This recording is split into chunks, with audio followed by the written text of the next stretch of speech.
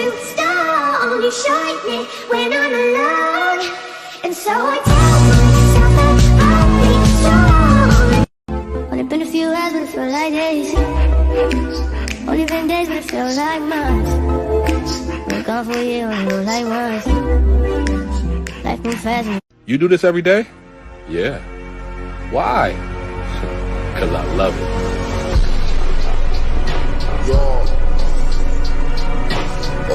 You do this every day? My baby, my Valentine.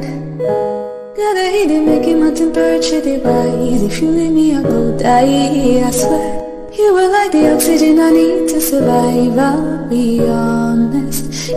Isn't it? This is what I get to do for a living. Isn't it unbelievable? Fantastic. Isn't it? This is what I... Heaven, I'm in heaven. Okay, let's see here. Love it, love it, love it, love it. Okay, let's... Before, after. Ever since I left the city,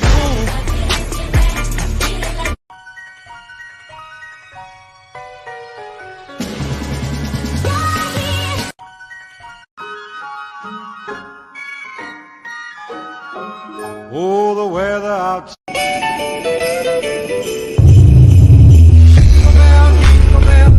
Wow, I feel good.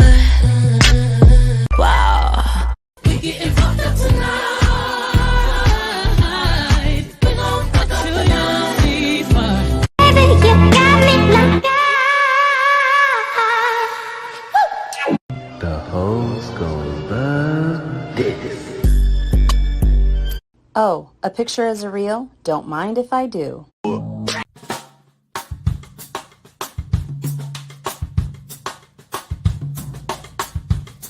Do you wanna go to a place? I wanna go to a place. Do you wanna go to a place? I wanna go to a place. I can take you there. I can take you there. Do you wanna go to a place? I can take you there. Say there.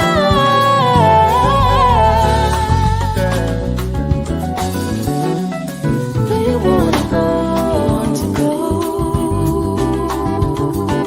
to a place? Search far and wide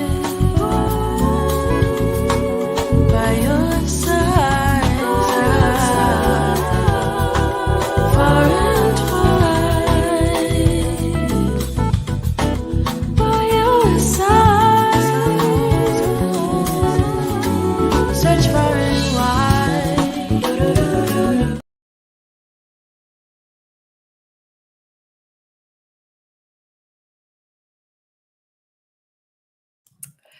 Good evening, everyone. Good evening, everyone. I am TJ Randolph, and welcome to Mosaic with TJ Randolph, where I am a beautiful work of art made of many broken pieces. I am.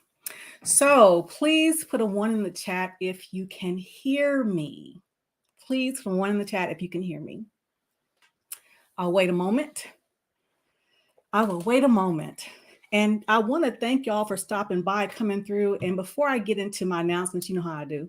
I want to say thank you for those of you who came on by. Shout out to RM, you know, the moderator extraordinaire. Okay. Hey, nephew. Good to see you. Good to see you. What's up, sis? Thank you, Clue Channel. Thank you so much. I appreciate it. Let's see who else do we have here. Okay. So Tina from San Antonio, welcome. I don't think I've ever seen you here, so thank you so much.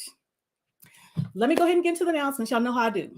Y'all know how I do. For those of you who are not, familiar with my channel, I always give the announcements. And they are, oh, you like my necklace? Yeah, thank you. Thank you. My announcements are, because I have to take some notes. Your Annie is getting, I have to get my thoughts together. So for y'all who came in when I started the video, you saw these charcuterie boards and these different type of grazing platters. That is the business of my fruit, no pun intended, also known as my daughter, Danny. And she has launched her business called the Grazing Queen, where she does various charcuterie boards and tables and stuff like that. So go to her website, www.grazingqueen.com. Put in the, if you're in the Dallas-Fort Worth area, put in the coupon code of Mosaic and you will get 10% off your order. Also, you know how I do it again. My firstborn nephew, Ryan Spunk Adams, whose song Noun is on the intro. Okay.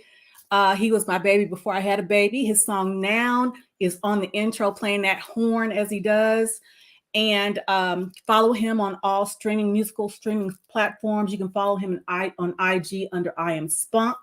So family is important to me. So, I always shout out my family and pump them up where I can. All right. Oh, I cannot forget this. Shout out to my hardworking trucker man, also known as Mr. Randolph, and all the truckers traveling the highways and the byways, bringing us our much needed goods, keeping the supply chain moving. Okay. Please hit the like button as you come on in. Mr. Salam, thank you so much for coming through. Okay. I know y'all not here to see me. It'd be nice, but y'all are not really here to see me. I want to talk about some stuff. Lessons learned. Lessons learned. Some things you should just know better. But I'm a work in progress just like everybody else. And sometimes you make the mistake of going places where you think you're going to be understood, only to find yourself extremely misunderstood. So that's what happened. So I'm gonna go through my little notes here to make sure that I keep it on point. And Samandra, if you're still in here, you'll work this out. Yes, Clue Channel, that's you. Keeping the supply chain moving, absolutely. Okay, so most of y'all know I like to tell stories. As my military, we call them war stories. So, excuse me. Most of you see my stuff behind me, so I was in the military, and most of you know I was in 2 branches of the military. Well, I got my commission as an Army officer, and as an Army officer, or as an officer, you go to what we call the basic course. I don't know what they call it now, but that's what we used to call it back then.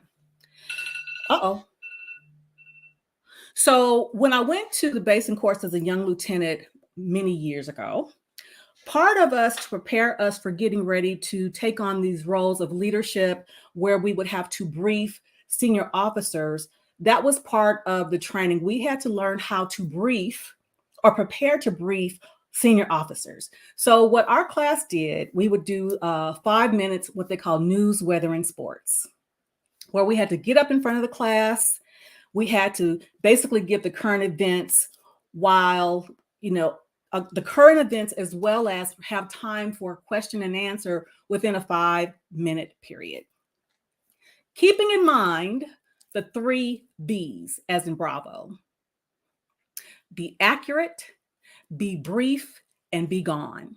So you had a finite amount of time to be able to get out your information to make sure that you were understood. And also you had the requisite time, for the audience to have questions if they had it.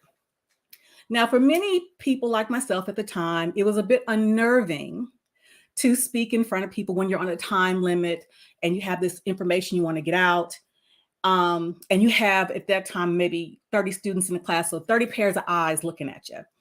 So suffice it to say, the pressure was on, all right, to get the salient points out, to keep my composure.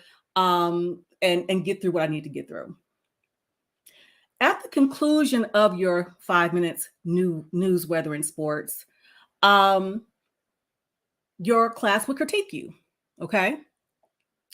And give you the constructive feedback, constructive redirection, or so forth. But after that, hold on just a minute. I'm struggle streaming already. Work with me, y'all. Work with me, y'all. Okay. After that, you would be given a tape, a videotape. I know I'm dating myself. You'll be given a videotape where you could review it yourself and evaluate and critique yourself. So, like anything, when you looked at your videotape, you would think, okay, everything that you should have said and didn't, everything you forgot to say, how you could have explained yourself better, and also not only, how you sounded and looked. Well, the same thing happened when I went over to Jason Black's channel. Shout out Mr. Jason Black at the business. The same thing happened, but a few differences. Instead of 30 pairs of eyes watching and listening to me, I had about 4,000 listening to me. about 4,000. And instead of the class/instructor critiquing the presentation in a sense of constructive redirection, there was a situation. I felt it was kind of those gotcha moments. That's the difference, because in my training environment, everyone was wanting the same thing, which is the success of the officer. So there weren't as many gotcha moments. So that's what happened. And reviewing the tape, I thought about, okay, I didn't really represent my thoughts very well or very clearly. I didn't expound on certain things, or I should have just quite frankly said, none of your business. None of your business, because I don't owe anyone anything. But I took my behind over there and thought I was going to have, interesting interaction, and it was, but it did not quite turn out the way I thought. So I thought this was an opportunity for me to kind of do a live review response to the portion of the video. Okay. So again, first and foremost, I do not fault Mr. Black because I went to his house. So when you go to someone's house, they can treat you really however you allow yourself to be treated. So again, I could have said, I don't want to answer that. I could have been a little bit more deliberate or have my thoughts, more organized, but I'm not going to be. I was nervous. Like I said, you have 4,000 people listening to you. So I was nervous. But again, listening to the tape, I'm like, I really didn't articulate or get my thoughts out very well. So that's what I want to do today. Now, many people think, okay, YouTube is for entertainment. And that is true. However, my life, my experiences, my lessons, I don't view as entertainment. I view as infotainment, edutainment, again, to help someone learn from the things I did well, as well as the things I didn't do so well. So I don't view my life and the things that I choose to share are entertainment. So with all that said, let's get into it, shall we? I'm going to move my notes over here. I am going to share my screen. And again, y'all know I'm struggle streaming. So if at any time that there's an echo or something like that, please send a smoke signal, whatever, let me know. Okay, because again, this is a hobby. I should be perfecting it, but I haven't just yet. So let's go ahead and get into this. I'm going to start where my portion of the video began. Let's see, how do we want to do this? Present screen. Let's see, Chrome tab. All right. Okay. I'm doing it. Okay. I'm doing it. Now, what I'm not going to do is look at the chat because that's what got me out before. Heavens to Betsy. So let us go ahead and try this thing here.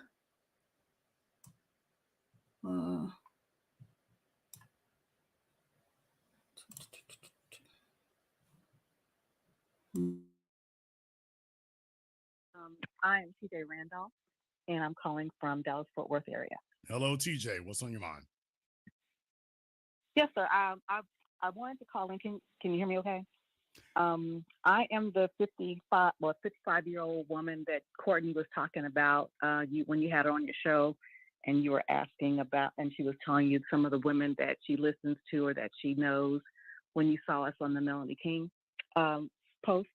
But the reason why I called in is because I did a review of this interview, and what I find interesting is I agree with a lot of things that Iyanla Vanzant said, and I gave my perspective from someone who used to be like that and who had to get my stuff together to get the goal that I wanted, which is to be married and have a loving relationship.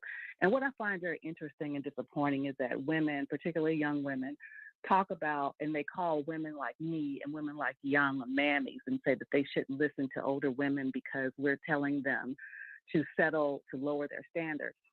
And I disagree with that. And I disagree with it because my husband, who's a truck driver, has been a truck driver for over 30 years. And he, by far, is the most giving, loving, commanding man that I have ever had in my life. And I've been married before to a six-figure guy. I've dated six-figure guys. So I really...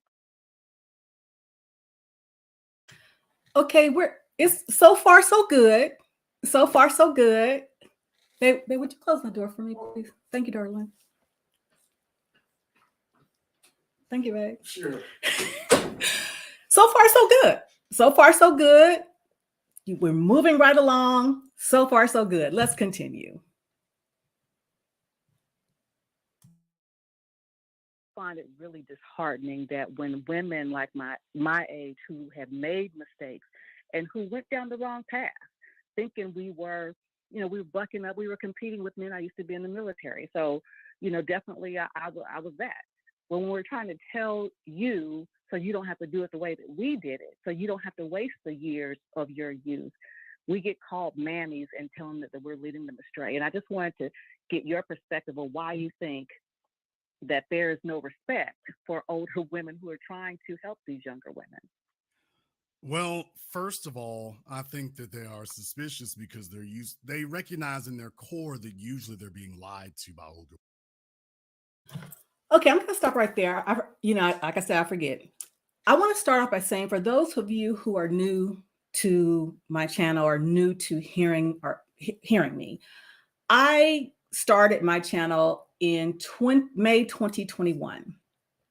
And I started my channel for various reasons, to include, I've shared numerous times as a form of therapy for me. As a form of therapy for me. And as I was going through the therapy, I thought, as I'm helping myself, maybe I can help someone else. So this is a hobby for me. And one of the things that I wanted to do is to be as transparent as possible without being, too personal. I mean, I want to keep something to myself, but to be transparent and also vulnerable because, drop the link in a minute, because I want to get through this. because again, to let women young and old or seasoned understand that despite of how you start this journey in your bumps and bruises, literally and figuratively, that there is hope. Now, I understand, as we're going to get into it, that I am very fortunate that I was able to find love again at a later date. But it would have mattered not had I not done enough healing to recognize what I'd done wrong so I could recognize a good man and not let him get away from me. Okay. So I am very forthright. As they say, I keep it 1,000 with you. And my husband allows me to do so. Again, I am married. I've been married. We got married in 2019, and I'm gonna tell you a little bit about that. uh okay, hold on. I see something here.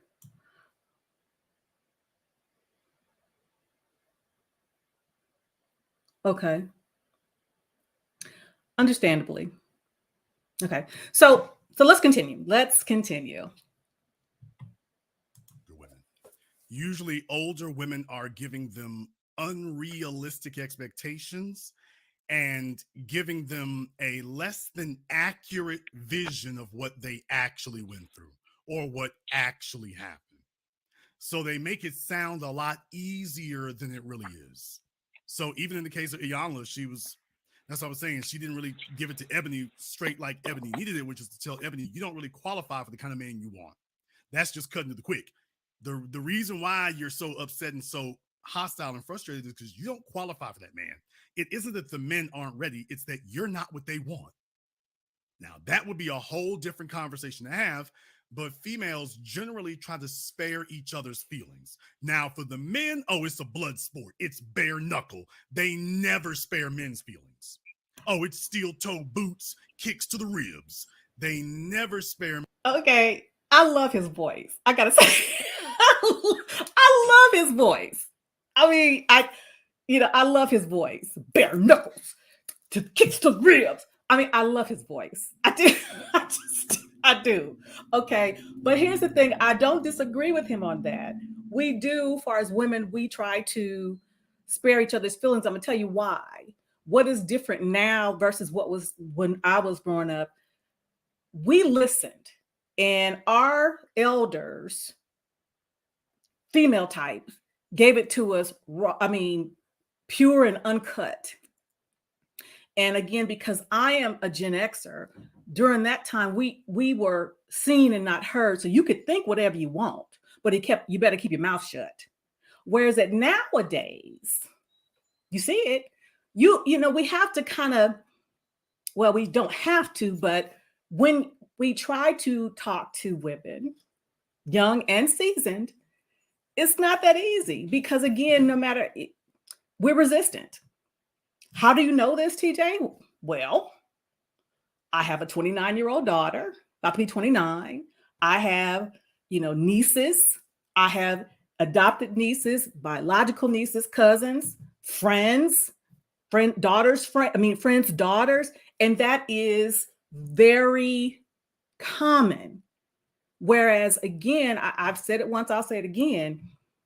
I don't think that they could have grown up in my time. I just don't.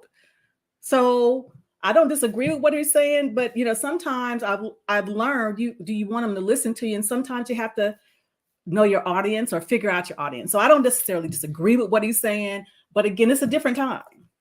It's a different time. We're gonna get to my aunt who's staying with me. She would grow us in very, very real terms, and you just shut up and listen. You've been thinking what you're thinking, but you quiet. Let's go.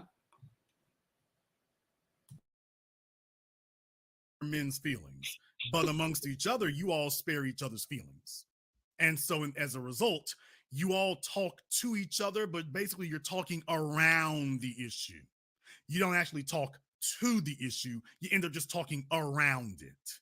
And that's the way you all deal with each other. Now, with the men, you're direct to the point. You ain't this, you ain't that. You need to do more. We make more money than you. We got degrees with each other. Well, you know, I mean, if you could just understand that just sometimes you have to do things a little bit differently here now. Y'all don't do each other like that. Now, if you did, it would be a different situation. If you did. But it's just asking too much of you. I think, I'm sorry. It's asking too much of you. Although I was curious about a couple of things here, though. Yes, sir. About your husband. You say he was a truck driver. Yes, sir. How long Yes, have you, sir. how My long baby. how long did you know him? Well, from the time we met to the time we got married, we had known each other for 10 months. And we've been together for 5 years now. From the time you met each other to the time you got married was 10 months. Let's stop right there. Okay. My situation is different. My situation is different. Well, it's not common. Why? I was 51 years old when I met him. He was 53. We were on our second marriages. We had established lives, established careers. We knew what we wanted.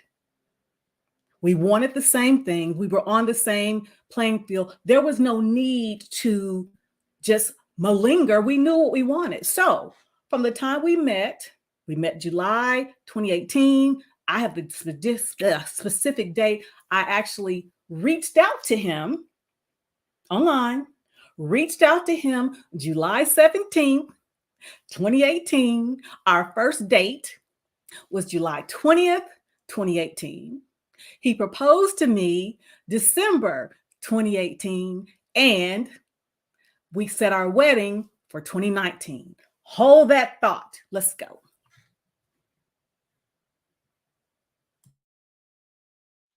Yes, sir. Wow. And we've been married for 5 years. Coming up on 5 years. Yes, sir. We've known each other for 5 years and 10 months. Well, I can only say congratulations to that. 2017 was your year. I met him at 51 and I'll be 56 this month. So again, and that is another reason, you know, again, I tagged you on it because I wanted to give you your kudos in the sense that, you know, I wasted a lot of time. I was kind of like Iyanla. Wasn't a great mom, you know, but I was a great dad. And I was teaching my daughter the wrong things. And I'm glad that she didn't do everything that I did. And she was able to get a hold of the fact of in her youth, met her husband at 23, they're married and had a child. Okay, but I've got some questions myself about a couple other things here. So congratulations on motherhood. I'm glad to see that at least that part went halfway decently. I was curious about a couple of things. What is the age difference between you and your husband? 2 years. Not bad. Your husband is currently a truck driver. How long has he been a truck driver? Yes, sir. About 32 years. So basically he's given his life to it. Yes. I am reacting to my call-in conversation with Mr. Jason Black on The Business a couple of nights ago. Clue Channel, I said, because when Iyanla did the interview with Ebony Williams, she said, I was a horrible mother, but I was a great dad. And the reason why is because dads provide structure, discipline, direct, those kinds of things, whereas mothers nurture, affirm. So I was concurring with that. I wouldn't say that I was a horrible mother, but y'all know I've shared some of the things I did wrong. But I think as it relates to comparing to what Iyanla said, again, particularly being in the military, I identify with that. So let's go.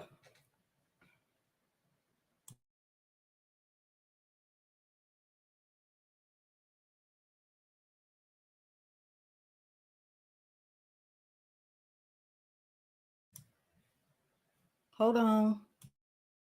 So she had to go stag. For you young folks out there, look it up. She had to go by herself. That's an old term, but yeah, she had to. Looks like I messed up. Hold on, y'all. I went all the way to the back. Lord Jesus. Hold on a minute. Okay, let me go. I told y'all I was struggle streaming. Work with me now. Work with me. How long Yes, have you, sir. how My long did you, baby. how long did you know him? Well, from the time we met to the time we got married, we had known each other for 10 months. And we've been together for 5 years now. From the time you met each other to the time you got married was 10 months. Yes, sir. Wow. And we've been married for 5 years.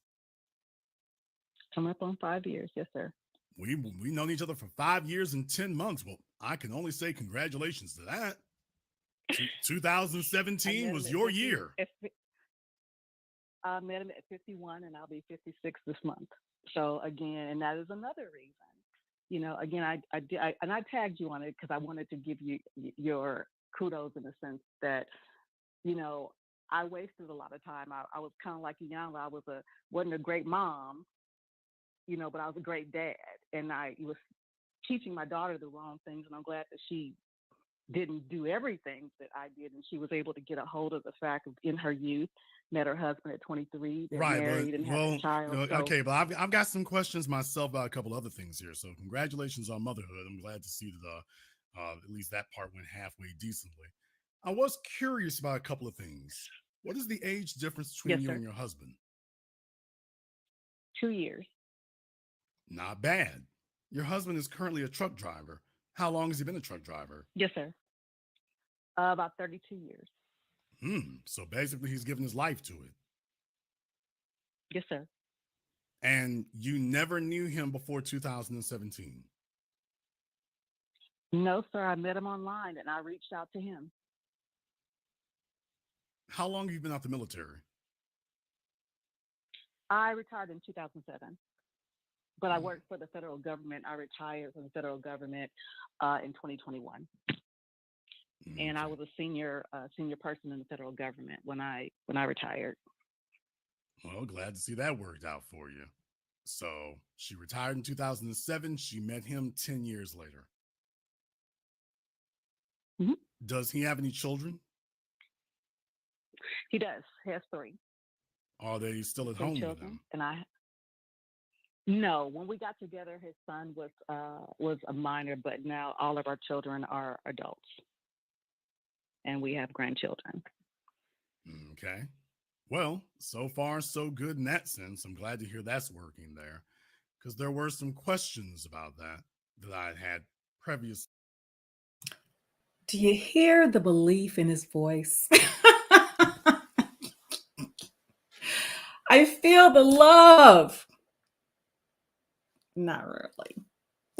Not really. Well, I'm glad that worked out for you. Me too. Lord knows I ain't got time to be wasting. Before, I just thought all of that was rather interesting. You do understand that constitutes here's the issue. Your story, while I'm very glad that worked out for you, you are a gross outlier. And you know that. That is correct. Your story is not typical. It's not mileage may vary. Right. It is results will vary. And another thing, you know, I think for those of you who have been following me, I talk about my journey, okay? And I say that by the time I had done my work, shout out to Iyanla Van Zandt, I knew that it was possible for me to find love again, but I knew it was also not probable.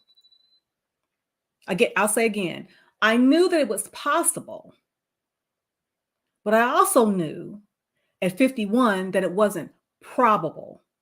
So am I suggesting that, you know, everyone can, or every woman that wants to be married can have that? I am absolutely not. Absolutely not. And I am well aware of how fortunate and blessed I am to have had another opportunity to get it right. Let's go. You are the gross exception to the rule. single mother Yes. over the age of 40? Come on now. In your case, you met him when you were 50. You said you met him when you're 51. My daughter was on her own. Okay, it doesn't matter. It doesn't matter. she was It doesn't grown. matter. It doesn't matter. That literally does not matter. It literally doesn't. Because the bottom line is, if a man wants to have a bond with you, he gonna have to meet them kids at some point. And even though they're not kids anymore. That's true. So as a woman, you don't care about that. That's true. Because women never care about that. But you're not going to be dealing with what he has to deal with. And let me be clear. I understand that he and others are speaking in generalities. I understand that. So when he said you don't care about that, women, okay, I understand that. I care about that. Okay. I care about that because here's the thing. When me and Mr. Randolph got together as we were getting to know each other, and again, making sure that we were on the same page, I made it very clear. Family is important to me. Family is important to me. And if we are coming together, we're combining families, even though, yes, our children were grown. Family is important to me.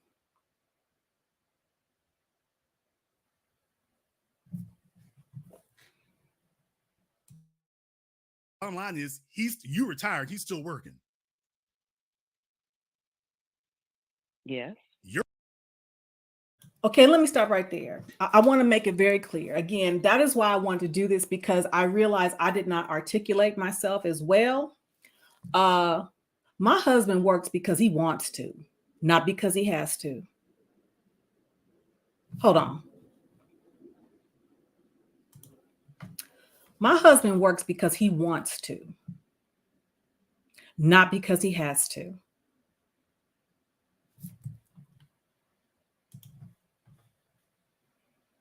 You're retired. He's still working. So that just shows that tells you a whole bunch of things right there. So what I'm saying is, as a woman, this registers to you radically different than it does for a man. Radically different. Yes. Nobody's expecting you to be the protector and provider. He's not sitting around saying, boy, I'm so glad you got your pension. I don't think you'd be with him if you did. Now, maybe that's okay, because it was kind of presented in a way in which y'all got a 50-50 going on. Now, would that be a fair way of categorizing your relationship, is that y'all's relationship is 50-50? No, not at all. Okay. We're partners, but I'm the junior partner. Okay, let me stop right there. And again, when I was hearing 50-50, I was thinking that he meant I pay 50% of the bills, he pays 50% of the bills. No, we give 100 of our income to each other, to the pot. Okay. 100 of his income comes into the pot. 100 of my income comes to the pot. He decides that he wants to use 80% of his income to pay for the majority of stuff. And the 20% comes from mine, but the other 100%, if you will, is still ours to build to our nest egg. Because again, I understand my situation is different. We were in our 50s, had full lives, full careers, investments, whatever. We already had that. So it's not like when I say, like Ian said, I could build with him, not because we need each other's money. But whatever we brought together, guess what? It's more. Let's go. Okay, well, how would you categorize that split? Well, interestingly enough, I answered your survey that he pays 80% of the bills and does 20% of the housework. And what I mean by that, things that I don't do on a normal basis. And the truth of the matter is, I was able to retire because I had told him I wanted to, and he said that I could. So you were able to retire because you're over the age of. You were able to retire because you're over the age of 50. Your ability to retire was not dependent on him. That's a true statement. It wasn't dependent upon him, but I wanted to, as we are thinking about the future, because again, I was making more money working than retired to make sure we could reasonably do it. So yeah, I still could have retired. I had the age, I had the time, but understanding that my retirement, fortunately, I have several streams of income. Thank you, Lord. Yeah. So he said, yeah, either do it now or do it later. Y'all go to my channel. Y'all know I've talked about it. I'm very honest. Let's go. Well, again, okay. Yeah. And I had invested in this. Yeah, I'm just saying though. I'm saying your ability to retire was not dependent on him. He didn't need you to retire. That's a great cherry on top. But the bottom line is, your ability to retire wasn't dependent on him. It's great that you went along with the program or whatever he wanted you to. That's great and everything, but it wasn't a requisite. There's a reason I'm bringing it up. There's a reason for that. Mm-hmm. Do you two live together now?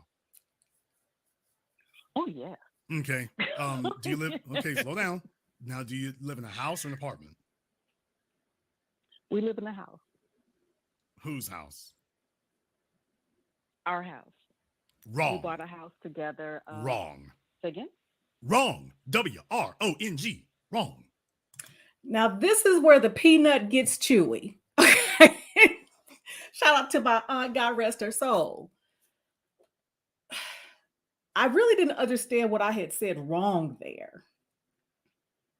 Because again, and I see what you're saying, and I agree with what you're saying. I guess it'd be considered 50-50. But like I said, I thought that he was saying, I pay 50% of the bills, he pays 50% of the bills. No. But, we put all our money in the pot. Based on what he puts in the pot, he wants to do 80%. I pay the other 20% of the other little stuff around the house. And the residual, what's left over, is in our savings or whatever we want to do.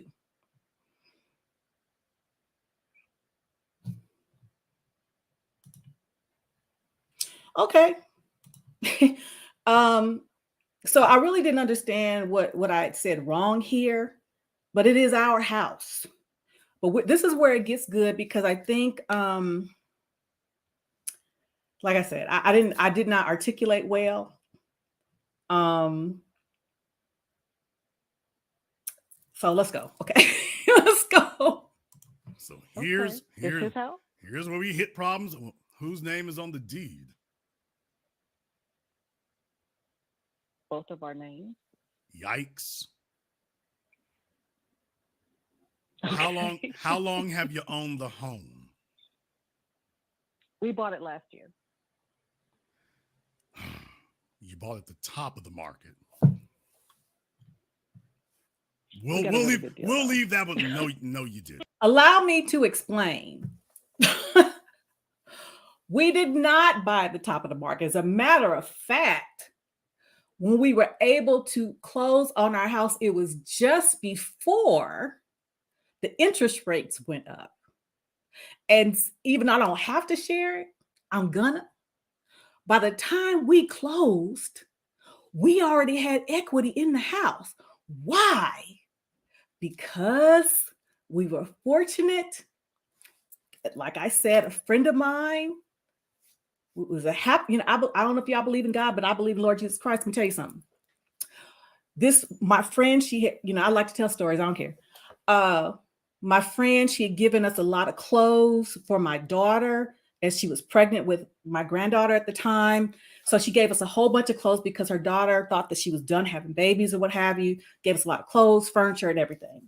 So we hadn't spoken for a while, but she called me. It was November 2021. And she called me. I just had my massage.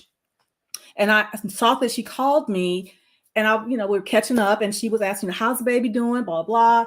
Fine. Me and honey thinking about wanting to move closer to the kids, blah, blah, blah. And she says, well, y'all can just buy my house. I said, where you going? I'm getting married and I'm moving to so-and-so. I said, girl, don't play with me. I said, don't play with me. And then she told me how much she was going to offer it to us for, which was below market value. Hello, Jesus. I said, don't play with me. I said, because we'll put this house on the market this week. She said, I'm serious. That was just before Thanksgiving. That year me and Honey went to California for Thanksgiving. We had put the house on the market just before Thanksgiving. Went to see my dad in California. Thanksgiving had multiple offers over the asking price. Multiple offers over the asking price, because at that time it was a seller's market. So by the time we got back from Thanksgiving, I got to pick the highest offer over the asking price. Over the asking price for my old house, below market value for the new house. Hallelujah. Hallelujah. Let's go. You literally bought the top of the market. Oh, yes, we did. I'm not going to flog you. I'm not going to flog you over that one, but I'm just going to say, man, this is mathematics. Okay. We'll check back on you. This is math. This isn't even something to argue. Hey, look, if you're happy with it, go ahead. I can show you the I can show you the paperwork. You like to send the paperwork. He's got to live with this, y'all. So it's him living with it. But, ma'am, you bought the house top of the market, but if it's not bankrupting you, then congratulations. Although I will tell you one thing. How long is your mortgage for? 20 years. What city are you in? We are in Dallas-Fort Worth. We're in Carrollton. You know where that is? I used to live in Plano. Okay. Well, then, yeah, you know where it is. I could tell you about places that aren't there anymore. Carrollton's usually a place that black folk. Okay. Carrollton's usually a place black folk don't want to hang out in. Barrel roll cop anybody. But in any case, just out of curiosity, what's the note on that thing? $2,500. That's pretty healthy. We got it. we got it. I imagine. So all told, you're going to be out of $600,000. I've already a little less than that. I already ran the ma'am. I already ran the numbers. It's not going to be less than that. You're paying $2,500 a month for a note of 240 months. Do y'all understand how many times I keep saying this one? This is math. This isn't an opinion. You bought at the top of the market. That's not an opinion. That's math. The payment is $600,000. You just said $2,500 times 20 years of payments is 240 months. Ma'am, I got a calculator. Okay. I'm literally sitting here calculating this as you say it. And she said a little bit less than that. You need to run these numbers in a calculator. Allow me to explain. We got it. But moreover, I understand what we were saying, and I did not articulate well. Because we will not be paying $600,000. Because like I said, we got the house below market value. And yes, we pay what we pay. But in that number, there's a certain amount that's over the mortgage, which goes towards the principal so we can pay it off quicker. So no, it's not going to be $600,000. It's not. Because in that amount, like I said, there's a certain amount, which is the mortgage, which is our business. And then on top of that, we pay toward the principal.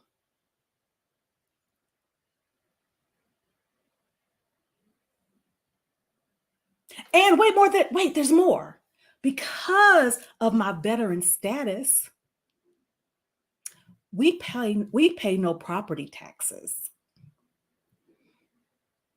So because we pay no property taxes, that goes toward the principal because we don't have to pay it.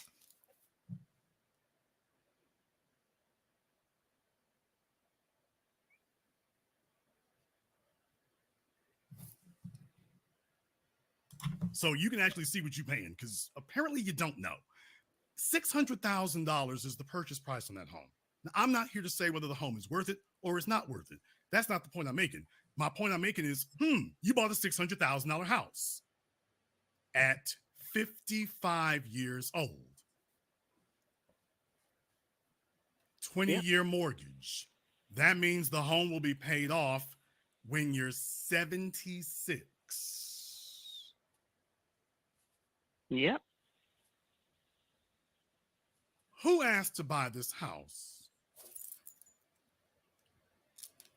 Say again? Whose idea was it to buy this house?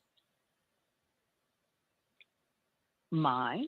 Of course. It was my suggestion. Of course it was. Which is why I asked, whose idea was it to buy this house? So you all understand something. Now that we've walked into this, let me give you the 720 degrees of analysis that you will receive nowhere else walking out of it. She said that she answered my poll to say that the husband is 80% the finances and 20% the housework. Whose house is this? Our house. Whose idea was it to get our house? Mine. So let me get this straight. It was your idea to get this $600,000 house, and the husband takes care of 80% of the finances. So in other words, it's him footing this $600,000. Let me stop right there. We've already established that I could have explained that better. We've already established that, like when I was a young lieutenant in front of the class, didn't quite, was nervous, and also trying to figure out, how much of my life do I want to disclose? Okay, so yeah, I could see where it sounded a little sketchy. No, we're not doing the house tour. No, Mr. Randolph ain't having none of that. Okay, but let's get to the part that I wanted the house. I got to tell stories. I got to tell stories. I hope y'all got time tonight. And this is how I believe in Lord Jesus Christ. And I'm going to just go ahead and get to full face camera here. I bought my house in 2017. Yeah. November 2017. What is interesting about that? When I bought the house, it was just me and my little dog at the time. Ruff, ruff. My daughter was growing on her own, because the house I had before that, I was renting. Okay. And I wanted to buy. Oh, he whining. You can never come in my room again. Okay, I'm doing my show. I wanted a place. I didn't want to rent anymore. But also the house where I was renting had the bad memories about the situation we'll talk about.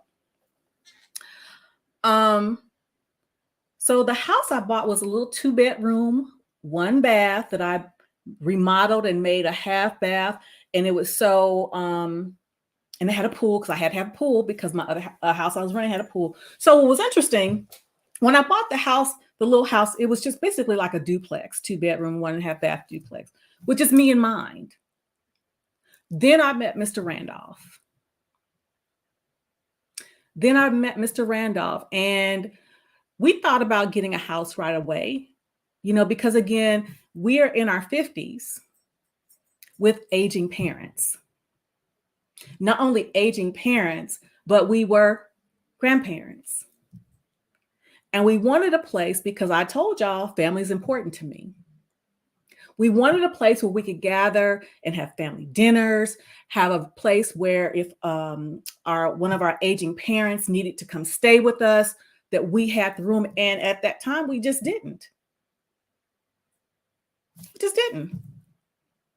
But we wanted to position ourselves so we didn't, get into a house right away.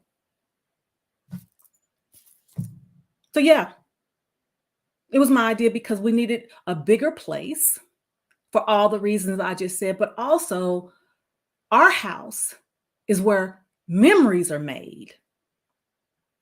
Memories are made.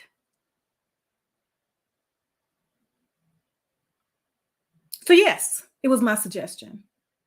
But because my husband is the man he is, if he wasn't with it, he would have said it. Mr. Randolph don't mince words.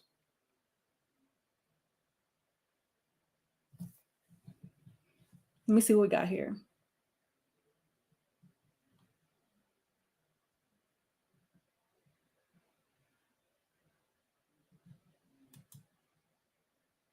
That's what our plan is, to be honest, or before. That's what our plan is. But our house is where memories are made. And again, things that we have to think about in our 50s, we wouldn't have to think about in our 20s and 30s. But as in our 50s, we have aging parents. Let's go.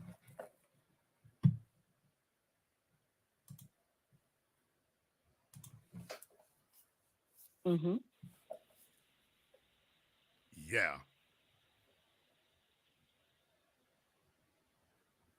That is a Lamborghini. No. That is a Lamborghini Aventador, brand new. That is the new Lamborghini is the Revuelta, which, by the way, I don't like it nearly as much as the Aventador.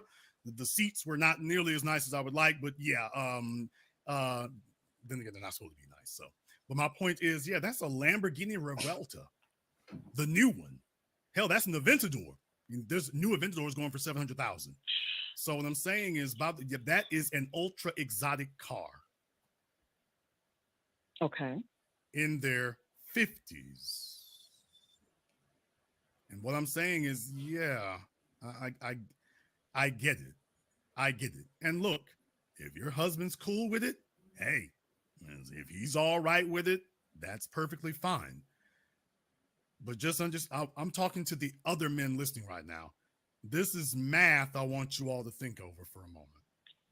It's one thing to be paying on a house note when you're in your 50s, maybe your 60s, but to be paying on one clean into your 70s, there's no way you'll get any of the equity value out of it. I mean, you'll be, by the time you get to that age, you won't. Okay, I understand what you're saying, but like I said, we got it. We got it. So how we choose to spend it is our business. And again, I understand that what we're doing, it's not for everybody. But again, we came into this relationship with our own assets and we decided to do that.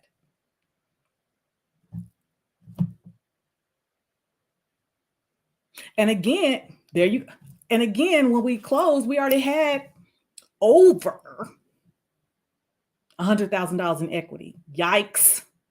When we closed. Why? Because we got it below market value. Hallelujah. And yes, all that.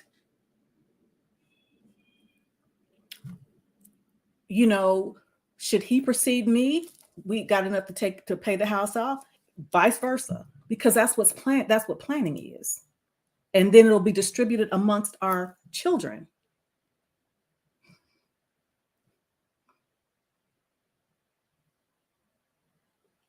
We got it.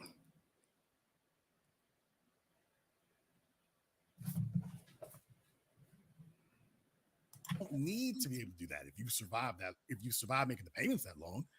So what I'm saying is, she was the one who wanted a house. She wanted it. This man's older than she is. He's footing the bill for it. By the way, how many bedrooms does the house have? 3. How many bathrooms? 2.5. How many people live in the house? 3. How many pets? 1. There are 3 people in the house. You, your husband, and who else? My aunt came to, we moved her in with us. She's 79. And congratulations to Auntie. She's got free room and board, so she must have been an awesome aunt. She was and is. Glad to hear that. By the way, where was she living 2 years ago? My aunt? Yes. Oh, we just moved her here in March. She lived in Millington, Tennessee. I was stationed there, and she stayed there when we relocated. Okay. So your aunt didn't live in the state. She lived in Tennessee. Yes. You and your husband got married 5 years ago. Your aunt has been in Tennessee all this time. You want to go buy a house, and you went to go buy a house, and rather than you and your husband living in the house by yourselves, it's you, your husband, and your aunt. And he's footing all the bills. Okay. I have to admit, my lips were getting pierced, and because not so much of what the questions that he was asking, but the fact that I felt that I needed to answer them. And so that's more me, okay? But let's talk about that for a minute. My aunt. I was starting to get a little emotional, but I'm not going to. You're going to hear me say it throughout this broadcast. Family is very important to me. Family is very important to me. I grew up in a time that we didn't put our elders in nursing homes. We took care of them. When my grandfather, when we couldn't do it anymore. My grandfather lived into his 90s. My aunt, who's in there, when I was stationed in Tennessee, raising my daughter by myself, she came to stay with us and helped me take care of her as an officer. You see me behind here. But before I had my daughter, when I was in college, let's even take it a little further back than that. Y'all know my mom, single mom, had 2 kids, me and my sister by the time she was 19. My aunt pursued her education and didn't have any kids. So she provided things for me and my sister and exposed us to things, cultural things, the theater, restaurants, travel, just museums, the things that my mom couldn't afford to do. When I think of my aunt, I think of Diane Carroll because she had the elegance and grace of a Diane Carroll. But she wasn't married and have any children. Then I went to college. Yeah, I worked my way through college, but I wanted to pledge Delta. I knew I couldn't get any money from my parents. My aunt gave me the money so I could pledge. It's been like a second mom to me.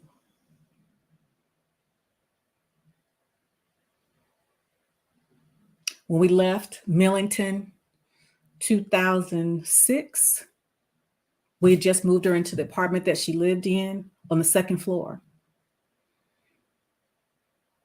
Been there fine, doing fine, had a support system, friends, but she's getting older. The friends getting older, some passing away. When I went to visit her this past Thanksgiving, I said, because she had been talking about wanting to move, get her, come here. But when I went to see her in Thanksgiving, I said, and saw her going up those stairs at 79. We can't do that. So when I talked to Mr. Randolph about it, so we maybe setting her up with an apartment here. He says, no. This is why God allowed us to be able to get this place, because at some point, someone was going to need to come live with us.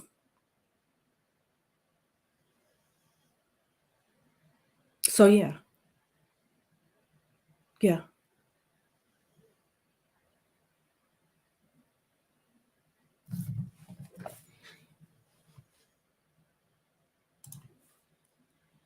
Not all, no.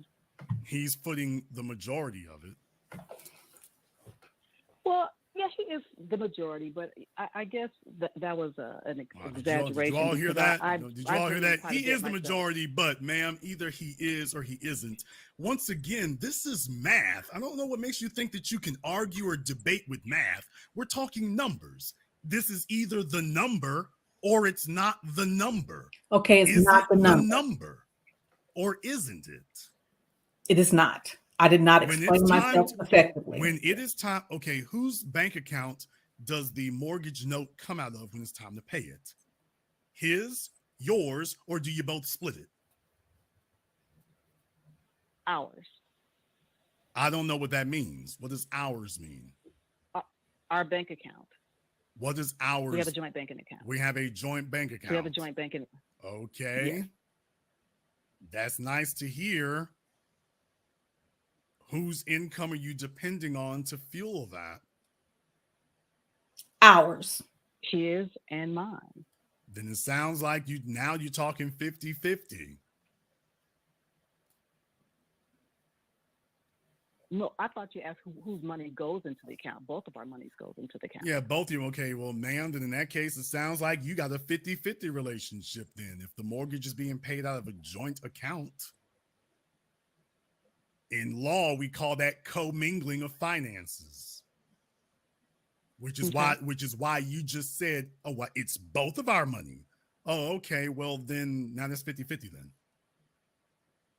Okay. How much was the down payment on the house?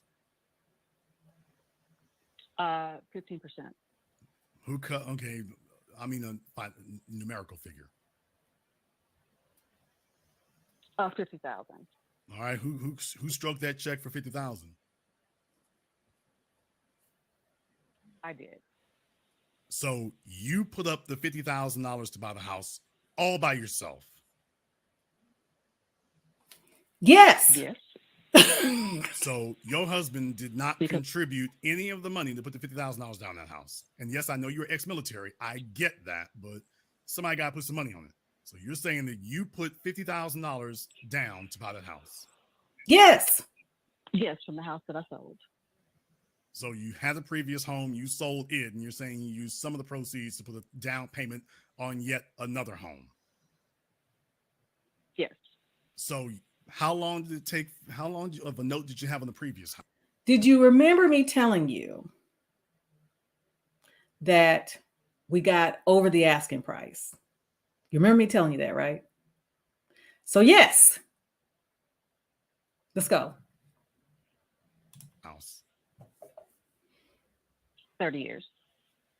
So in other words, when you get done, you will have done 50 years of house payments. Okay.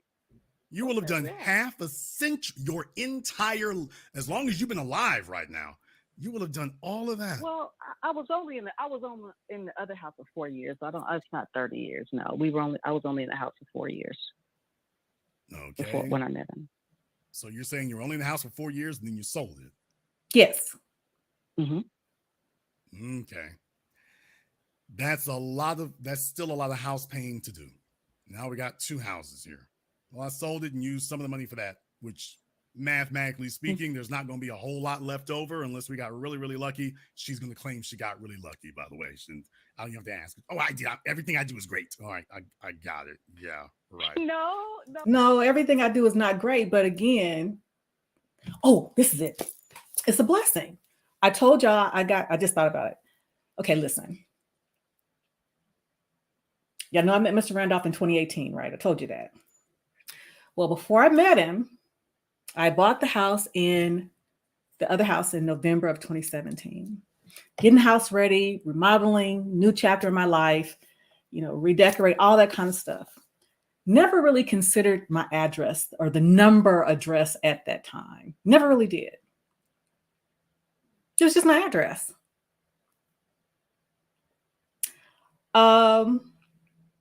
When we got married, this is a little side. This is May, so this is my birthday month, and we got married in 2019. When it was time for my birthday to come, when my birthday came around, he was asking me what I wanted for my birthday, and I told him I wanted to be Mrs. Randolph for my birthday. So we already had our wedding planned for August of 2019. But the May of 2019, when he asked me what I wanted for my birthday, I said I wanted to be Mrs. Randolph for my birthday. So on my birthday, we went to the courthouse and got married. But it wasn't until several months later, I think it was after the wedding, we drive up into the driveway of the old house, and I looked up and I said, "Babe." He said, "What?" I said, "Look at our address." Our address was 2019. Who knew that when I bought that house in November of 2017 and remodeling it and doing all this kind of stuff, how my life was going to change in 2019? And that was the number, the address number.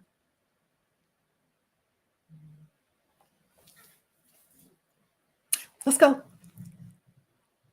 Oh, but we were fortunate enough to buy the home from a friend who was getting married and is moving. So we were fortunate to do that. That's very fortunate. I'm very glad to hear that. In any case, here, that's going to be a fair amount to stroke there. She put $50,000 down on it. He didn't have to put anything in there. That's great. That's the sweet spot of stuff. Let me tell you, if you're going to do such a thing. By the way, when did you sell the other house?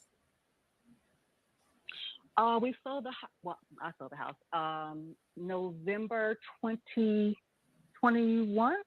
Yikes. Yeah, because we moved in December. Yeah, because we moved in December 2021. So yes, we've been here about a year. Awkward. A little over a year, actually.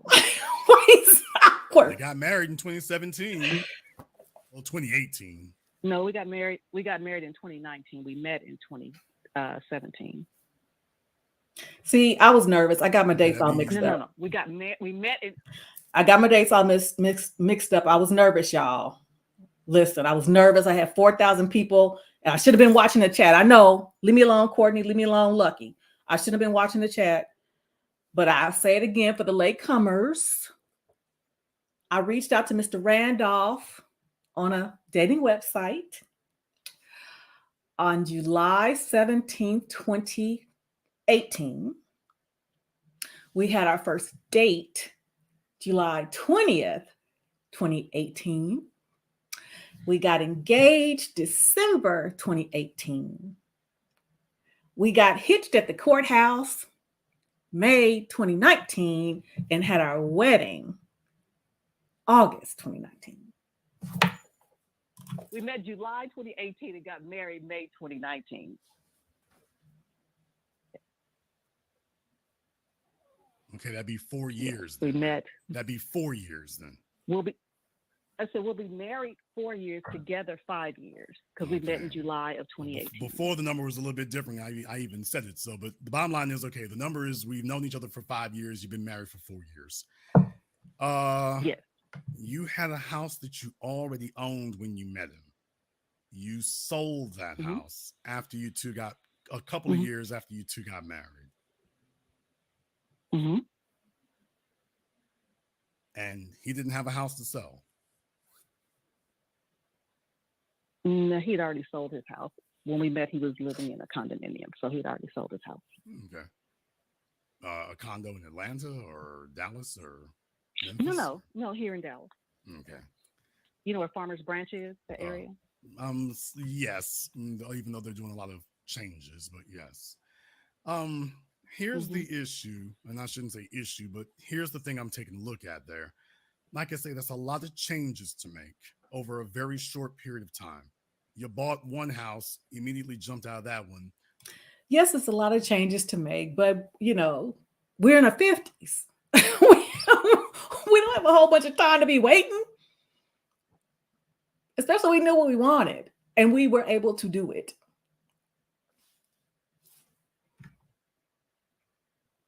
Let's go buy another one. She put the $50,000 down. Yikes. First of all, she had a house when she met him. Yikes, number one. Why? Second of all, she wants to immediately go buy another house and you put both of your names on it, correct? Yes. Yes. So he went from, now was he renting his condo or did he own it? He was renting. So he went from renting and not having any debts to now he's got $600,000 of debt at 58 years old.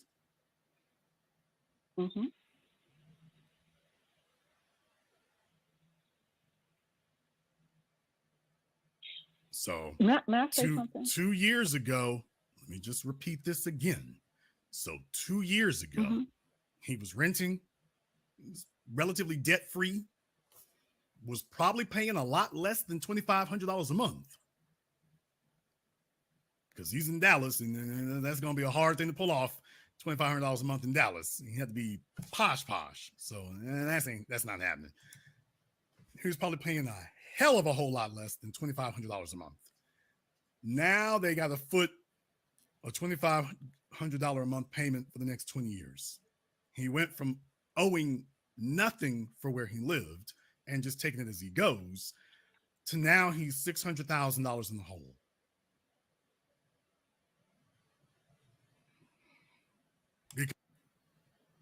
Okay, I understand what you're saying and what Jason is saying, but again, we got it.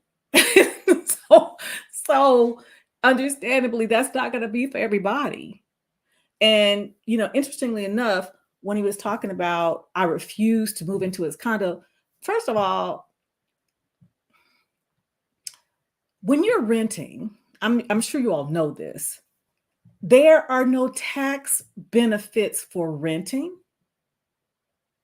no tax write-offs. And let's talk about renting for a moment. I have seen too many times in the last year that seniors, and not just seniors, but people who rent, their rents are being raised to the point that they cannot afford them.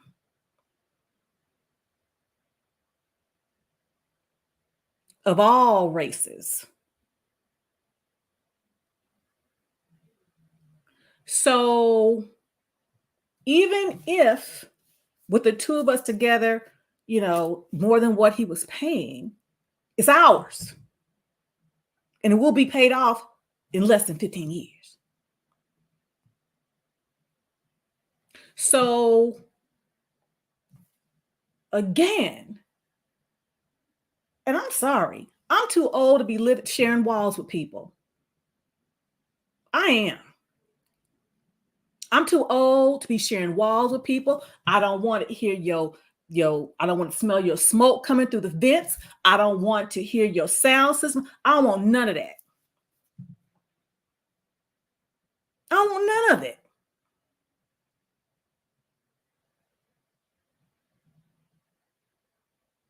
I guess it's because growing up, I lived in apartments, with my mom, we lived in apartments most of the time. So when I had my daughter, I'm like, no. I think we lived in a townhouse one time and a duplex. But other than that, I'm too old to be sharing walls. No. No. So, and it wasn't about refusing. We decided to live together, and I had the home until we were able to decide what we wanted to do to buy another. And like I said, memories are made here. Memories. At the other house, memories were made there. We didn't have enough room for a company, but we had memories made by our pool, just like we're going to have made by this one that's being built, because we got it. Memories are made over here when we get together for family dinners once a month with our kids and grandkids, that we all sit at the dinner table together and talk and laugh and play games.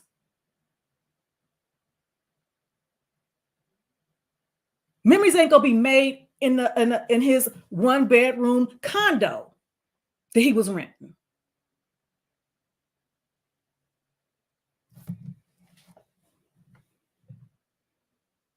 Because he's liable for this. His name is on that title. So now this is his liability along with yours. But the bottom line is it's his liability now. So if he wanted to live in a $2,500 a month place, he'd have already had that. He didn't have a $2,500 a month place. He had something that fit him in his life. You refused to move into his condo with him. You sold the house that you were living in specifically so you could get married and say, okay, I want to buy a new house. And now he's along for the ride and the liability. And if he's okay with that, now. Okay, I'm gonna stop there because one of the things I did wrong, besides feeling compelled to answer questions about my personal life, I should have just exited stage left, but I stayed. So that's not Mr. Black's fault, that's mine. But also another thing that I did wrong was look at the chat. And I'm seeing comments like, she got the bag from him. Like, the brother's inexperienced, talking about my husband, calling me a heifer, calling a whole bunch of things. So y'all just looking for some gotcha moments. That's what that was. Y'all were looking for some gotcha moments. Talking about calling my husband a simp. The heck. So again, I've come to the conclusion, and I've given my commentary on Ebony K because I didn't rock with what she said. I understood what she was saying. I didn't quite, rock with the, hey, nephew Tommy. Y'all just, okay, either we're gold diggers and our men are simps because they take care of us, or our men are simps because they're with accomplished women and y'all think that we running over them. So I've come to the conclusion, ain't no winning for losing up in here.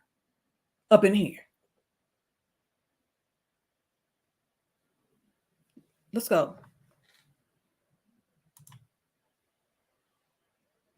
I messed up again.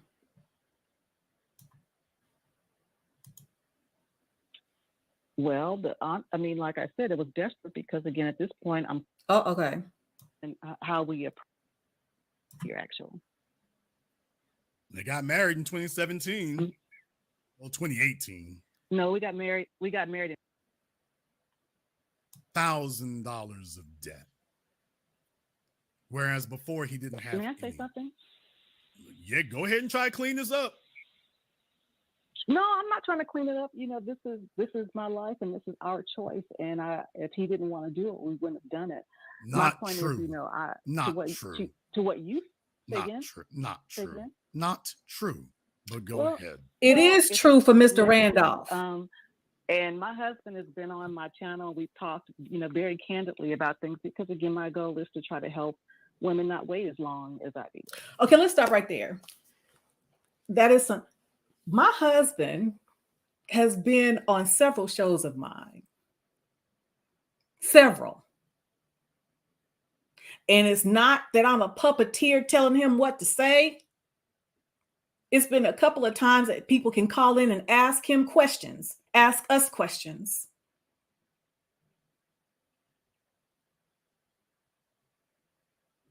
I've been very candid about, conversations that how he had to when his voice goes up an octave because my baby don't yell. But I know when it's time to be quiet. I'll be talking again. So I think I'm one of few women that actually has had my husband's, you not only hear his voice, you've seen his face. And people have either typed in questions or either called in to speak with my husband and ask him questions.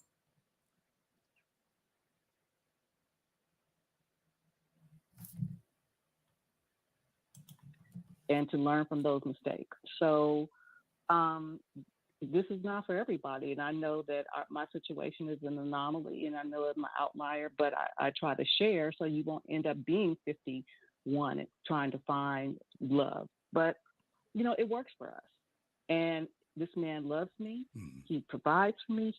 He protects me. He's protective of me. Yes, he does. He's everything that I wanted and needed and took me a long time to find.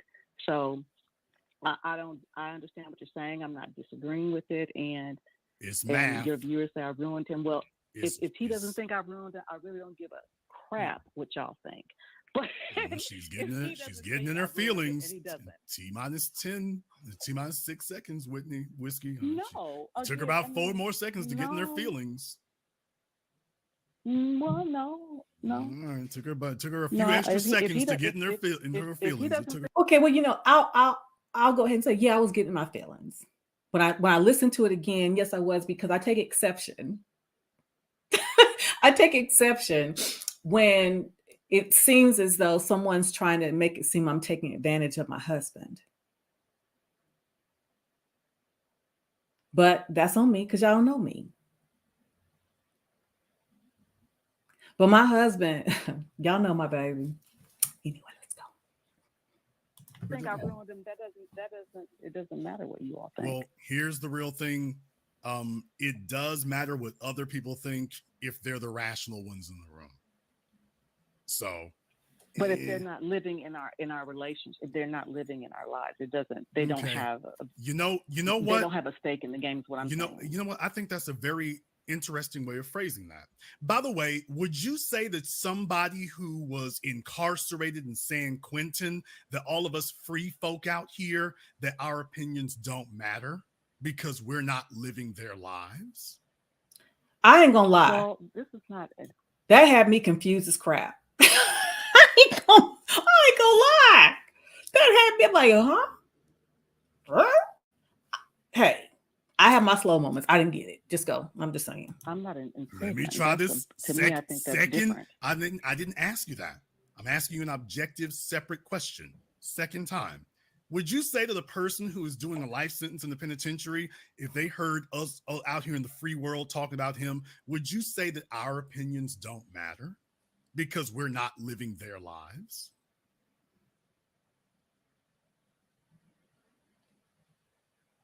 Would you say that one more time? Because I'm not sure. Would you say that our opinions of somebody who's doing a life sentence when we're out here free don't matter because, well, we're not doing a life sentence with them, so it's not our lives?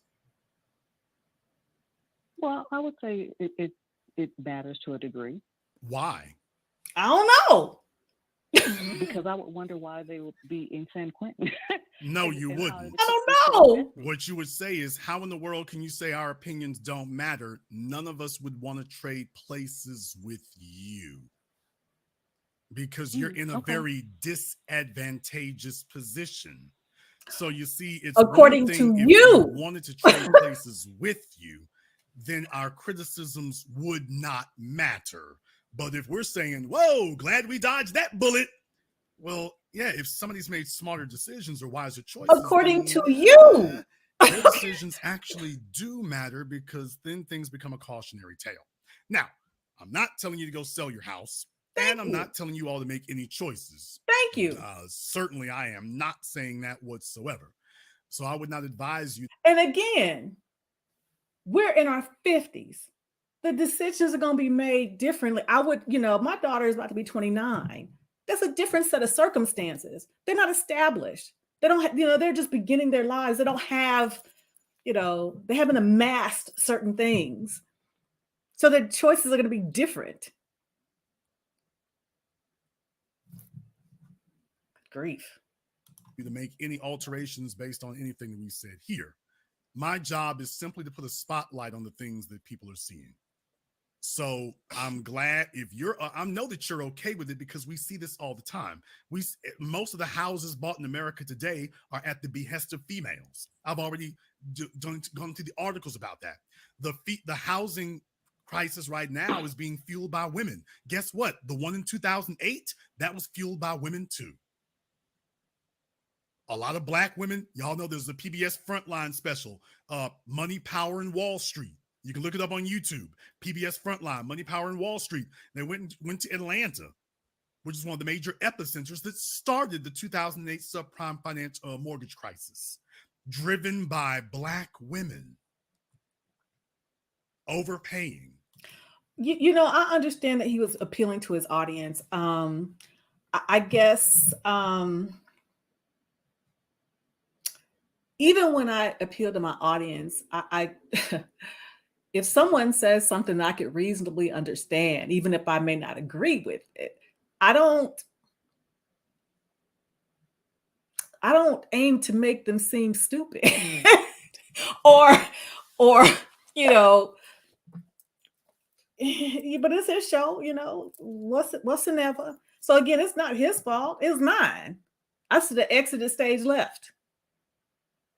That is why I'm reviewing, responding here today.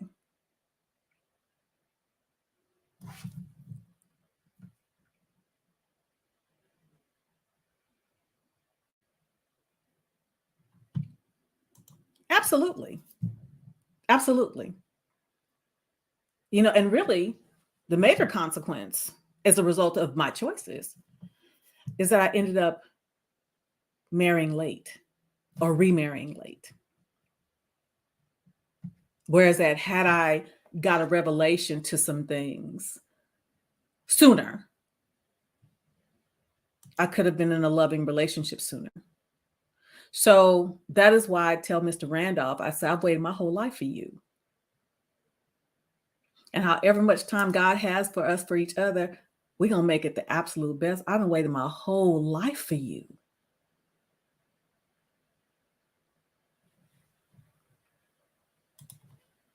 Based on emotional decisions. Now, here we are, 14 years later, and we're hearing the exact same rationales. Because here's the thing, if you're running by a CPA, I'm wondering if a CPA would advise somebody to take on a $600,000 financial obligation in their 50s.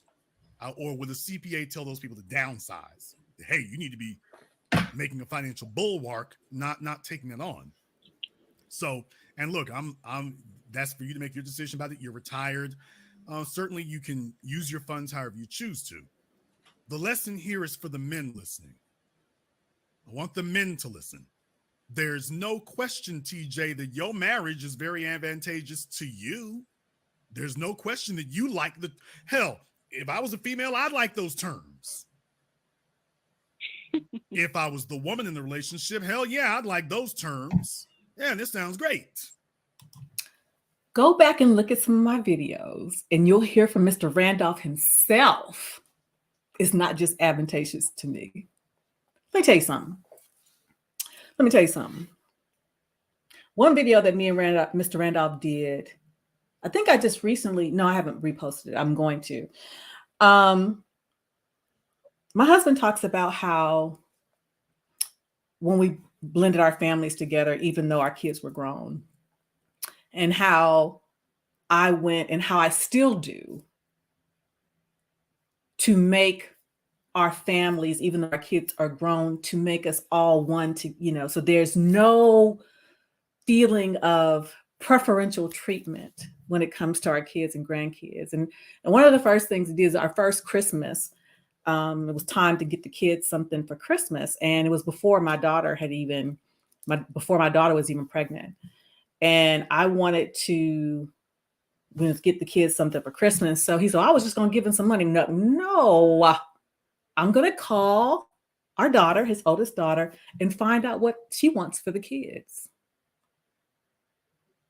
See, that's part of a woman's responsibility in making a family, blending a family, even when the kids are grown. So I had his grandkids before my daughter had her daughter, because again, they're ours. So it's pretty beneficial for him too. He'll tell you that. Yes, it's very advantageous for you. So that was the whole thing, the whole point I was making to Courtney before. I was like, by the way, if you talk to TJ, I wonder if I asked some questions about how the situation broke down, I wonder what I would hear. And yeah, I figured I would hear something like this. That's what I thought I was going to hear. Something like this. So, like I say, I mean, certainly, I'm assuming he's in good health. I certainly hope he stays there. Hope he lives to 120. Yes. So I certainly want that to be the case. And that's another thing. The idiots were talking about, she gonna make him work into the ground. You fools. I'm gonna say it one more again. My husband works because he wants to, not because he has to. I've asked him, babe, when you gonna retire? I'm not.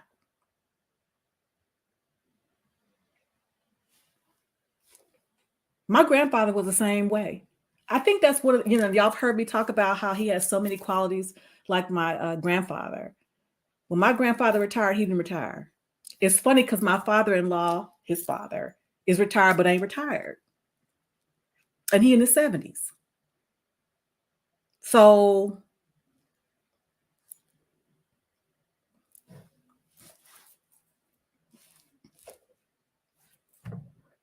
and I just started a little venture myself last week, no, 2 weeks now, consulting because I am that girl in HR. And I do it because I want to, not because I have to. I have something to do.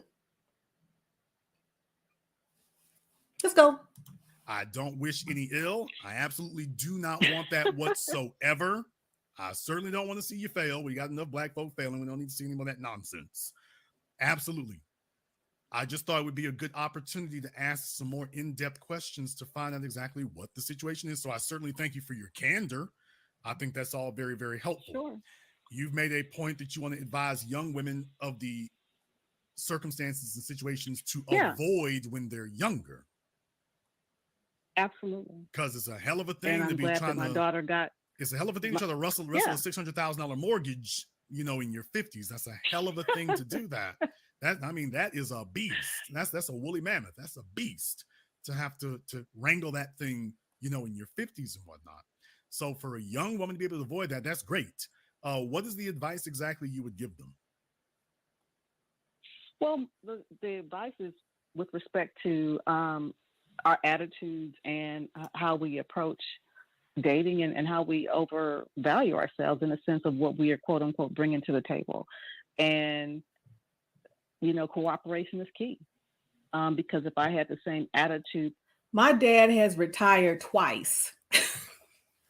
And, and went back to work. Because again, my dad is 75, just turned 75. He can't stand sitting around the house. My baby's handle, his email address is no good at home. That was before he met me. Okay. He likes to be on the road. That's what he does. That's what he does. That I had, in my earlier years, a lot like Ebony K. Mr. Randolph wouldn't go for that. And there's no way, that's why I put in your chat, even though my husband doesn't make $5 million a year, he still wouldn't want to deal with that. If he had to come home to me being that kind of personality, and he would want to stay out on the road. And my goal every time my husband leaves me is to want him to hurry. So he wants to hurry up and get back to me. So that's what I share. Oh, and don't be, argumentative. That's a great place to be in if he wants to get back home. That's certainly where you want to be at. He can say hello to you and your aunt. I do want to find out here, though, for the young women who are listening to your advice on that and whatnot. That was a dig. Yes, me and my aunt. But here's the beauty. We have two different wings of the house. Two different wings for the house. My aunt has her wing and we have ours. Because we got it. Let's go. Because you mentioned about your daughter before, and how old is she? Mm-hmm. Mm-hmm. She'll be 29 next month. Is she your oldest? She's my only. She has 3 children. I have 1. Okay. And so you had her when you were 25, 26? 27. 27. Okay. 27. She met her husband at 23. They got married. We had our had our wedding. Excuse me, August 2019. They had their wedding June 2019. So they got married 2 months before we had ours. The reason why I came up before with Courtney was because, first of all, Melanie King is a major screwball, but I'll put that to the side. She had tagged you in a post along with some other people there, and it was to have a round table of women. By the way, did that ever get kicked off? It was supposed to happen this week, but she postponed it to next week. Maybe she's looking for a soul. I don't think she'll find very much, though. But in any case, very glad to hear that you all are getting along swimmingly there, although I would advise you to find better company. But in any case, the reason was because when they're talking about holding a round table and whatnot, the real issue there was who has the ability. If there are no competent men involved, then generally what you end up with are a bunch of females sitting around trading misconceptions with each other because you think you know what it was that got your husband to get over the finish line to marrying you. Your husband actually knows what it was. So if you were to have a discussion with that, like I say, it's not about. And he said it on several videos. Don't take my word for it. I have nothing to hide.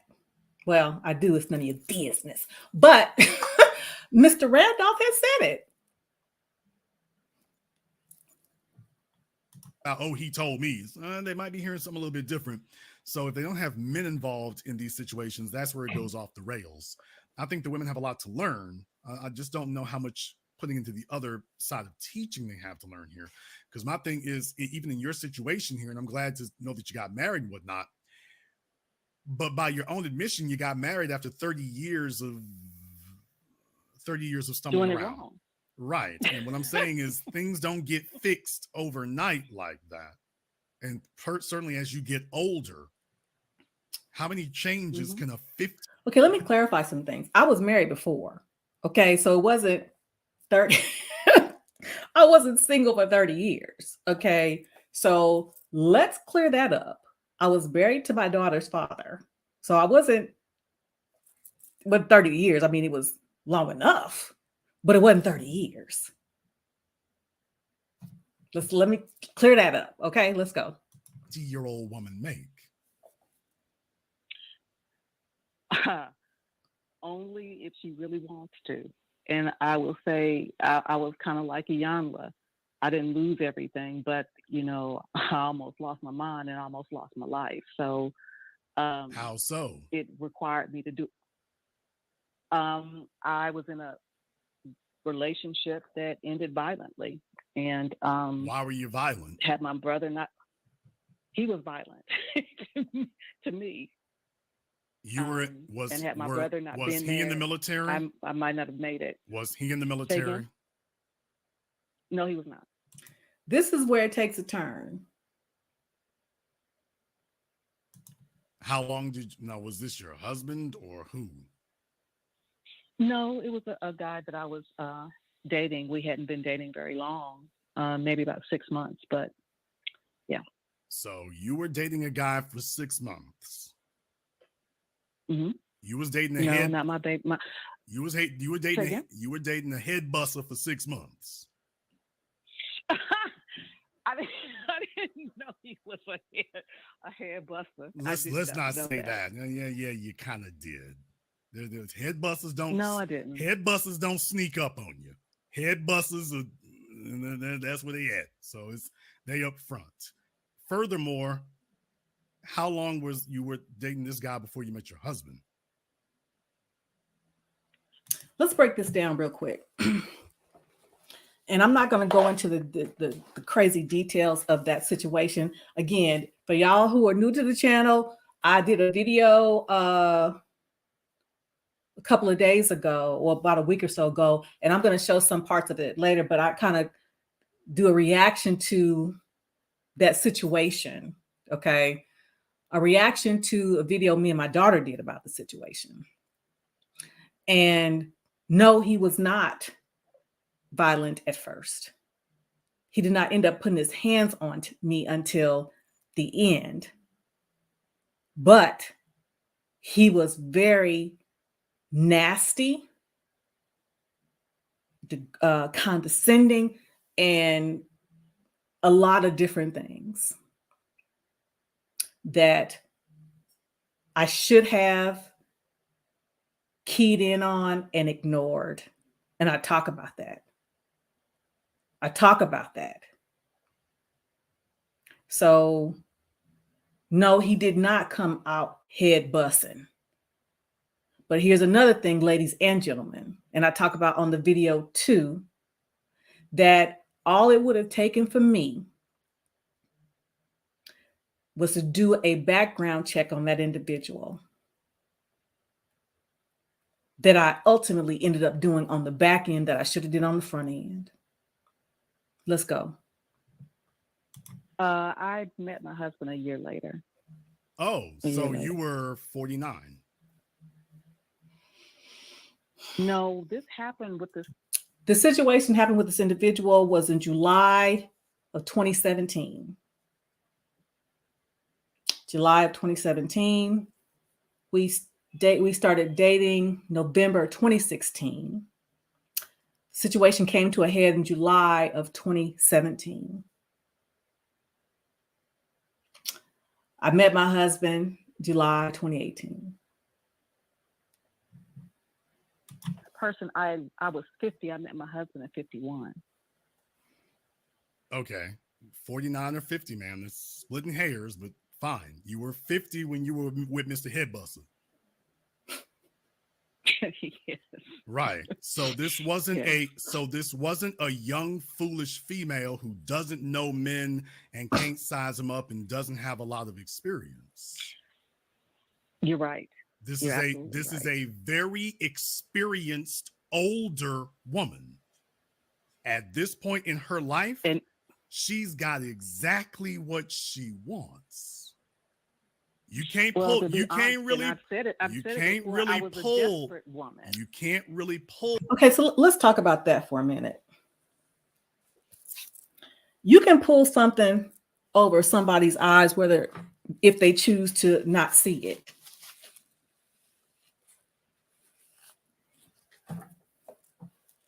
If they choose to not see it, if they choose to excuse it, if they choose to justify it.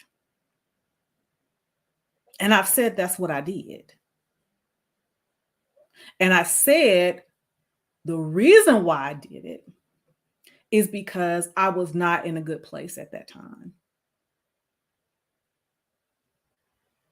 Whose fault is that? My own. My own. Oh, I know. Like I said, that is why, again, live and learn. Yeah, I should have exited immediately. Because that is why I said sometimes no matter what you say, how often you say it, no matter how you try to say it, people aren't interested in hearing it.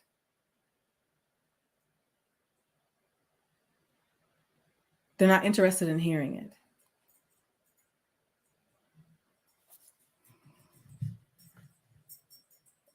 Pull anything over on her and deceive her at this point. So at 50 years old, like I said, I was a TJ, woman. Calm down. TJ, calm down. Part. TJ, we don't talk over the host here. Mm-hmm. Calm down, TJ. Sorry. We don't talk over the host here. Sorry. It's my job to put these things and articulate them in their proper context. The fact that it is uncomfortable to hear doesn't change the facts or the mathematics. You got a real one-woman war going against math. And I'm like, you might want to back off the war against math. It never ends well for the person fighting 1 + 1. At 50 years old, we ain't pulling any wool over your eyes. You know what that man is. You see what that man is. He's offering something where the benefit is worth you walking into it. Now, here's where women tend to get dishonest. And this is why we advise them not to listen to older women. Because you see, the older women will now start talking about their feelings. So they're probably gonna say something along the lines of, well, he wasn't like that when we met. I was in a bad place. I had just gotten out of a bad relationship. I was lonely. It'll probably be something like that. right? Okay, so, but what makes it not true?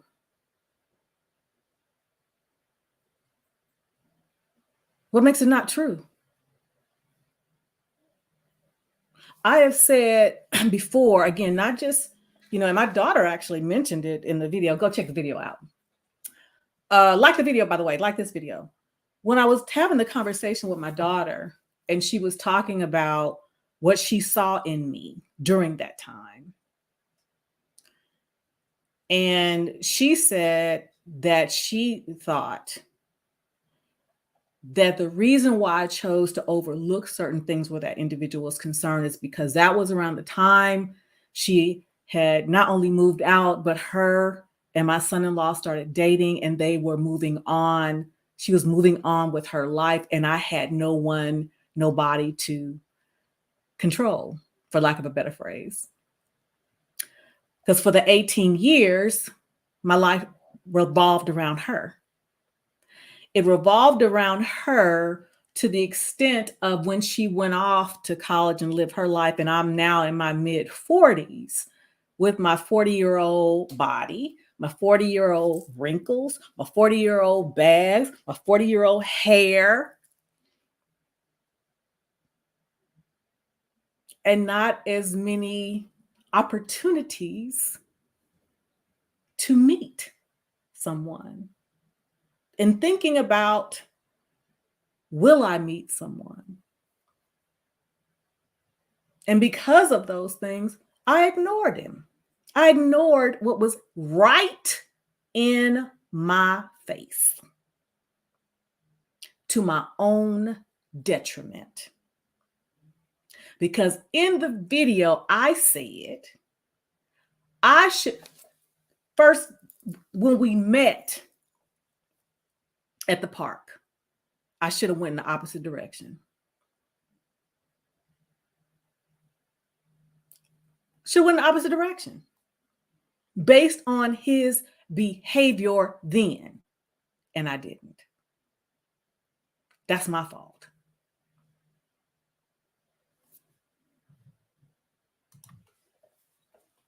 No. Oh, good. Because you just said a few moments ago you were desperate. That goes along with lonely. But I'd like to hear how desperate is different from lonely. Well, I was desperate because if I would have not been desperate, I would have acknowledged the red flags. And again, I'm very candid on my show about the things that I did wrong. And because I say out the gate, within meeting him, I knew I should have walked in the opposite direction and didn't. Okay, but there was something about him you liked, because if he was a homeless bum saying, hey, can I get $50? You would have kept walking. Obviously, there was something about him that was good enough to enter a relationship, so let's not overlook that. Well, like I said, it was desperate because, again, at this point, I'm 49. I was 49 when I met him. My options were minimal. So my daughter was going on her own. So that's the desperation. Okay, what you're trying to tell the world right now is that this man had no redeeming characteristics, and that's why you got in a relationship with him. He said, hey, you want a boyfriend? And you said, all right. Pretty much. He was cute. Okay, he obviously had to be more than cute.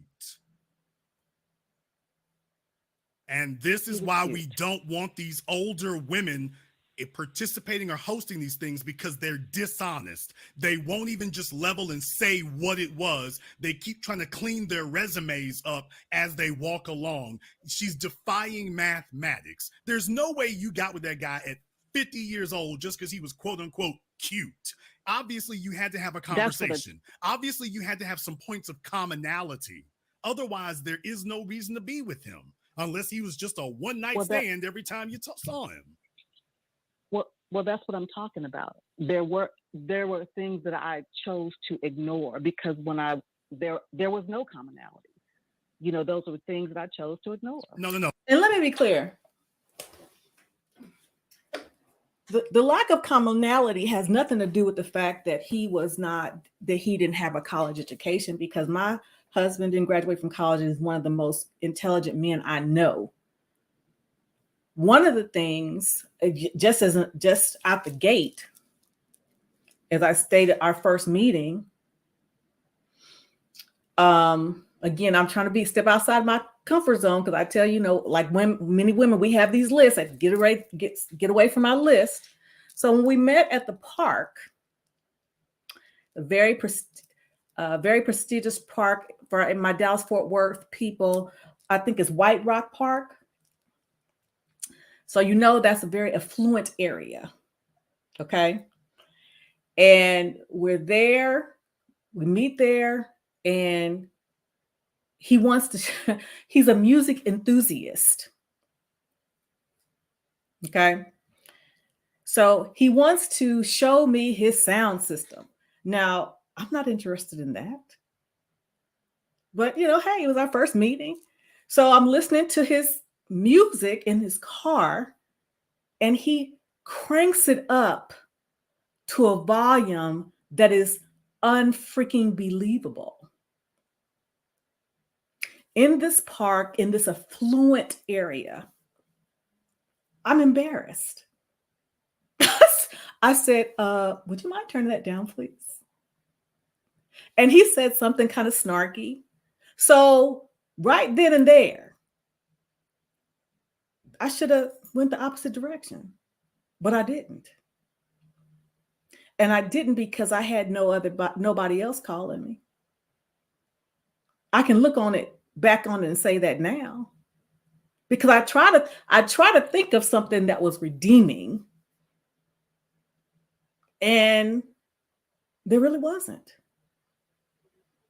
So that goes a whole bunch. That has more to do with me than him, because I should have went in the opposite direction.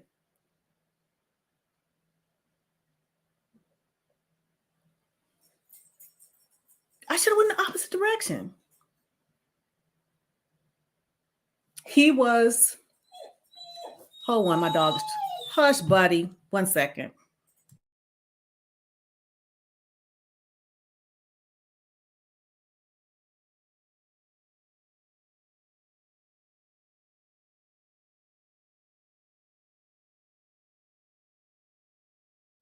There was a certain level of decorum that he did not have that I overlooked and excused. We really had nothing in common. So again, that was on me completely. Yeah, absolutely. That was on me. That was on me completely. And it's not even on my level. I mean, I don't even know what that really means, but there's a certain level of decorum that you have in certain places.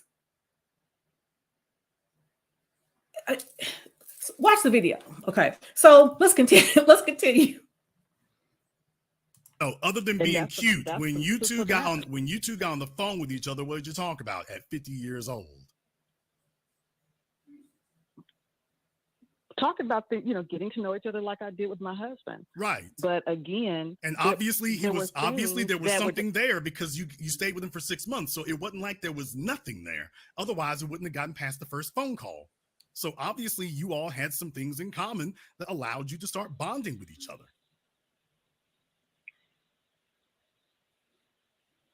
Didn't say it was a deep bond, but it was enough to get something started. By the way, what was the age difference between you and him?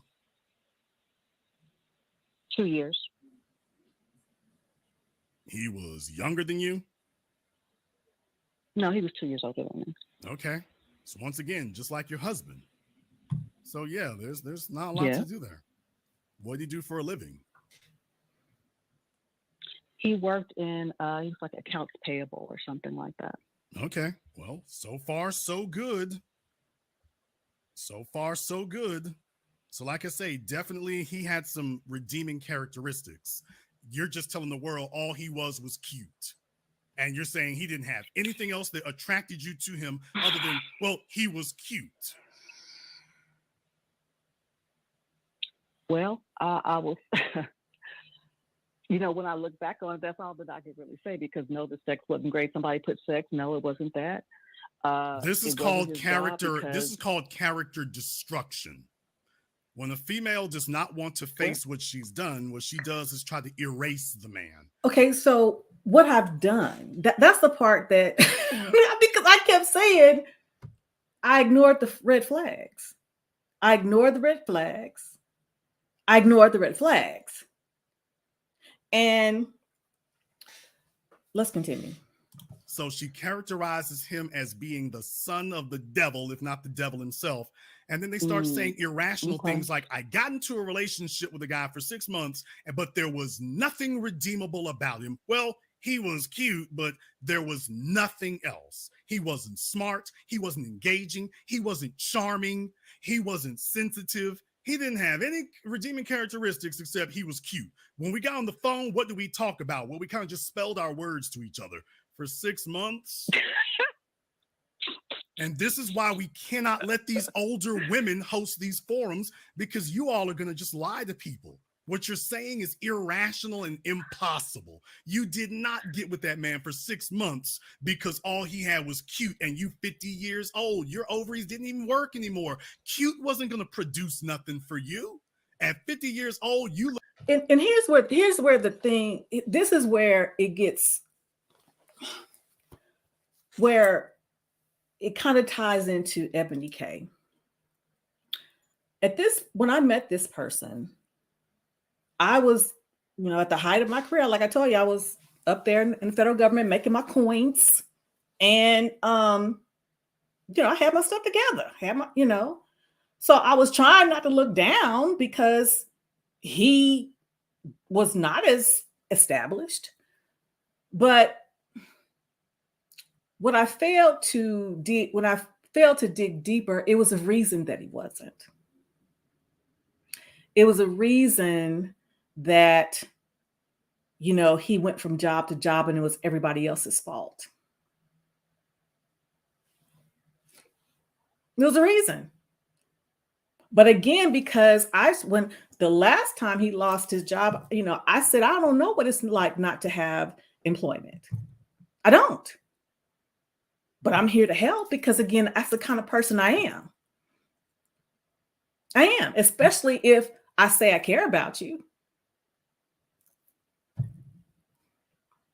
So that is where that's where it gets a little tricky because, again, you have women who are established and they say, well, you're looking down or you're downgrading or whatever.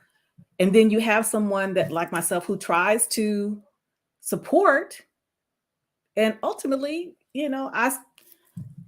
I set myself up for failure because there was nothing. And so much so that I've shared for the brief time that we were dating that my boss, who is a mentor of mine, we had to be, baby, 3 months in. 3 months in. My boss says to me, TJ, you're shrinking. I thought he was giving me a compliment because I was trying to lose weight. He said, that's not what I mean. Your personality is shrinking. You're not as vibrant. You're not as outgoing. You're not the person that I know. So no, he wasn't busting my head, but he was breaking down my self-esteem and he was breaking that down. So, and interestingly enough, let's continue. Looking for somebody with more. You've already had 30 years prior to that. 30 years prior to that to know how men operate and move. You wasn't going for cute at 50. You were going for potential at 50. Now, I would agree with that. I will go with the potential. That's exactly what I will agree with that. I was going for potential. And at that age, you should pretty much know what time it is. You should pretty know No. You should pretty much know what. So that's exactly it. Because I was looking at potential as opposed to what was in front of me and ignoring what was in front of me. He's right about that.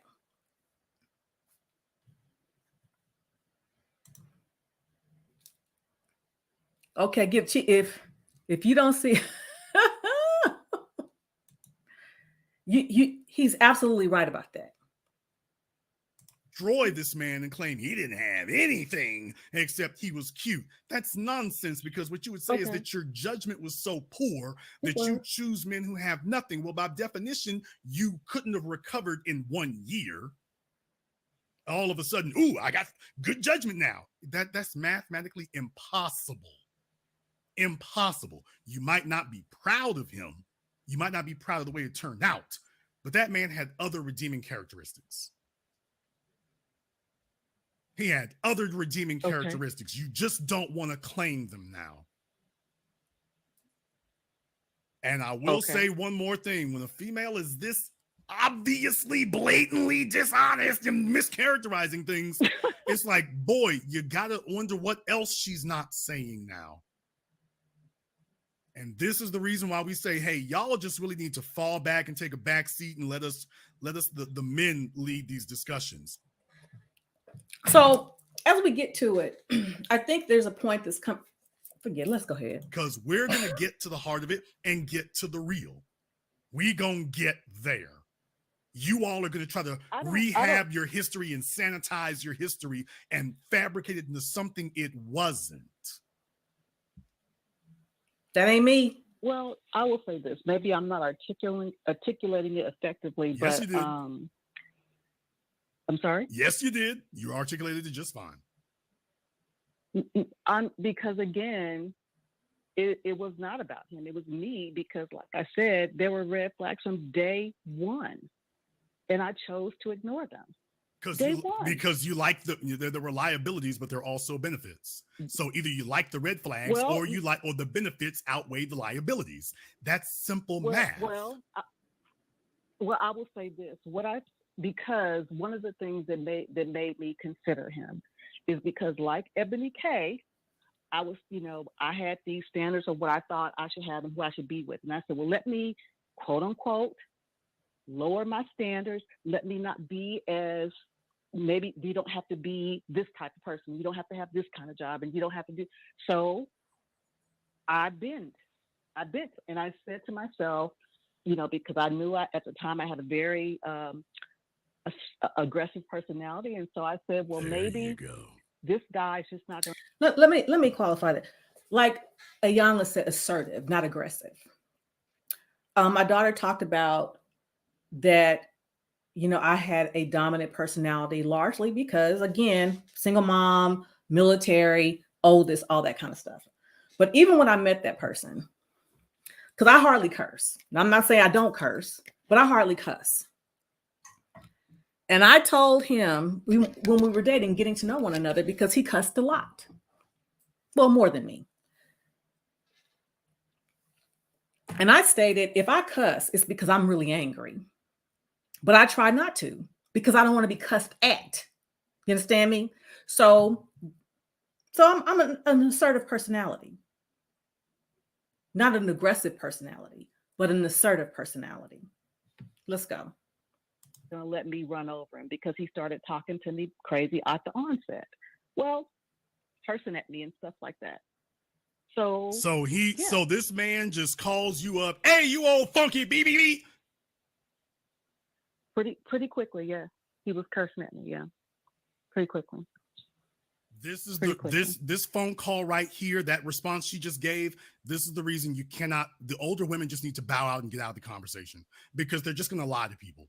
This man did not call you up cursing you out like Red Fox. He did not do that. Now, you might have thought that his temperament wasn't where it needed to be, but this man, you never did ring, ring, ring. Hello. Hey, you old funky ass blankety blank blank. That never happened. That never occurred. Now, what you just did, that's criminally dishonest in an age where young women need to have solid information. And you're sitting up here trying to rewrite your past in real time. No. This is irrational what you're saying. This is a hideous disservice to young women. They need to get the damn real. They need to know what you were doing wrong. Because you were doing things to that. Okay, peak game. I'm getting James Allen out. That's my dad.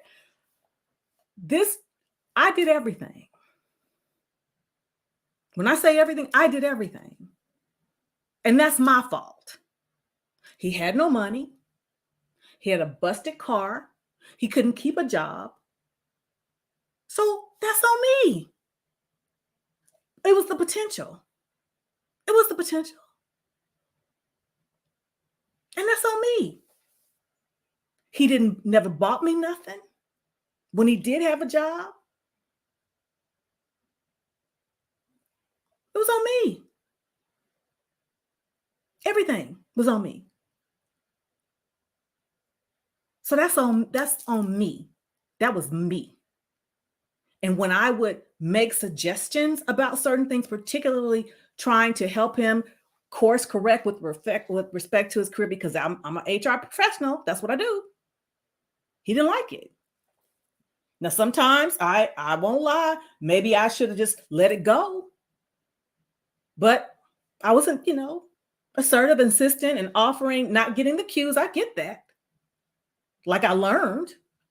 But did that warrant me being called out of my name? Did that warrant what would subsequently come? No. That man that made him respond to you later in a way he wasn't responding to you at first. You were doing things that violated his tolerance, and you're not saying anything about that. What you're telling the world is you were a model citizen.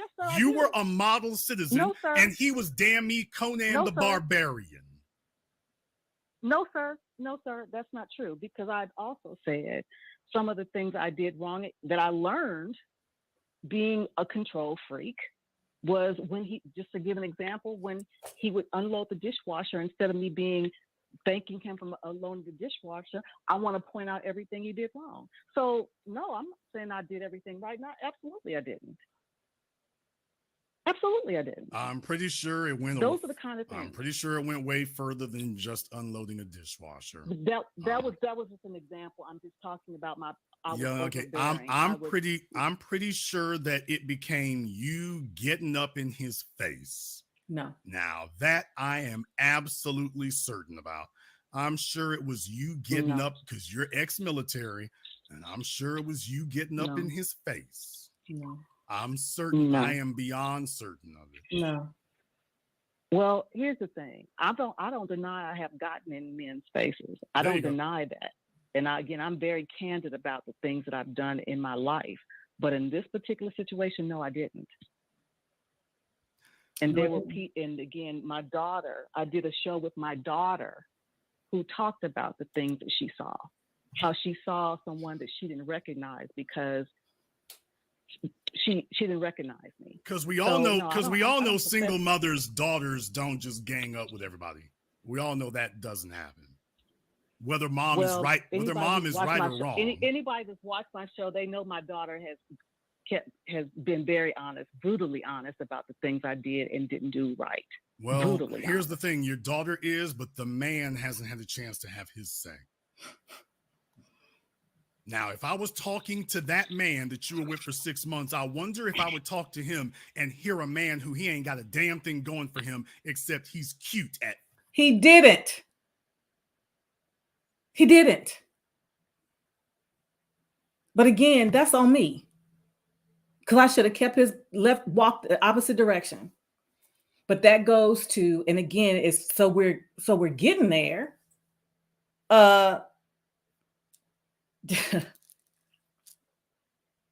Let's go. 52 years old. He's 52 and all he got going for him is cute. He's going to open his mouth and start sounding like Kodak Black. I don't Yes, I was married to my daughter's father. Okay. I'm talking about Mr. 6 months. So do not read the no, chat. Someone was in the chat. You're sorry. Unfocused. Now, this is a disciplinary problem too. You're on the phone with a man and you're paying attention to other things. That's not a good sign. Just to thank you note there, but that's not a good sign.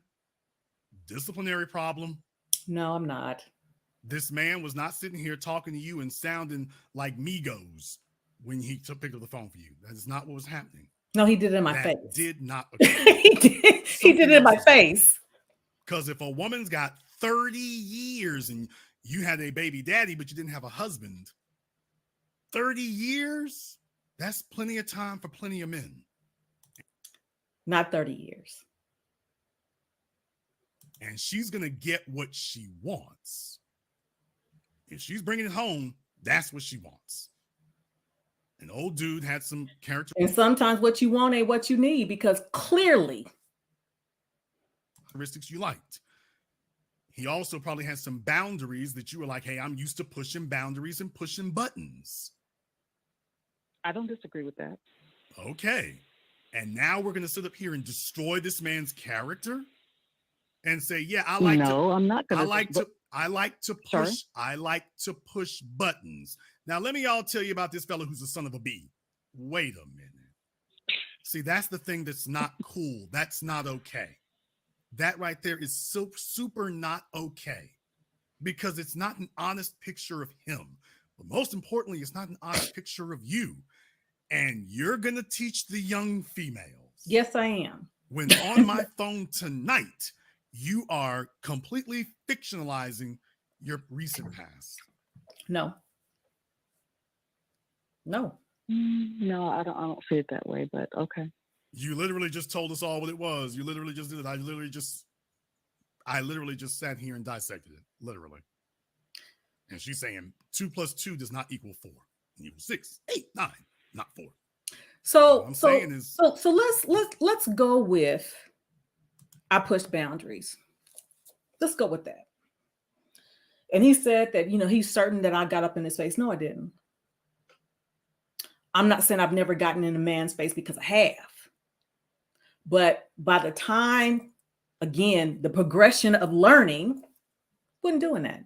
Even when I was more of a dominant personality in relationships, I wasn't getting in my man's face. I never had to do that. When I got in men's faces, it was largely due in my work environment. Because the military is a man's world. But in relationships, no. I think the last time I had some type of situation like that got very, if I'm in someone's face, was when me and my daughter's father were married. And that's why we ended up getting divorced. And we weren't in each other's faces, but we were yelling and arguing. But in this case, no. He got up in my face, cornered me in rooms, cursed me out in church. Yes. Called me out of my name. Yes. So even if I did push boundaries,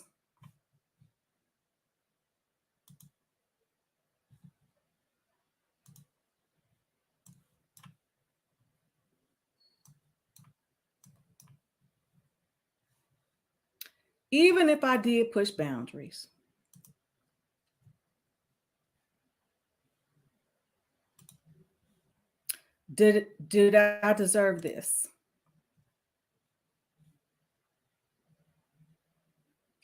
Even if I pushed boundaries,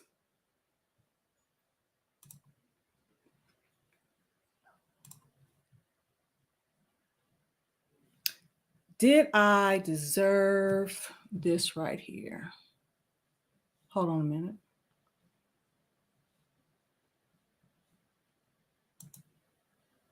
I'm losing my place.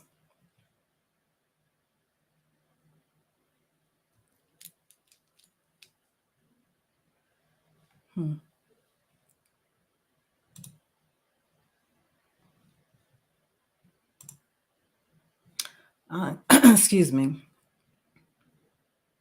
I'm losing my place. I don't even, let me stop sharing for a minute, because I done got myself confused.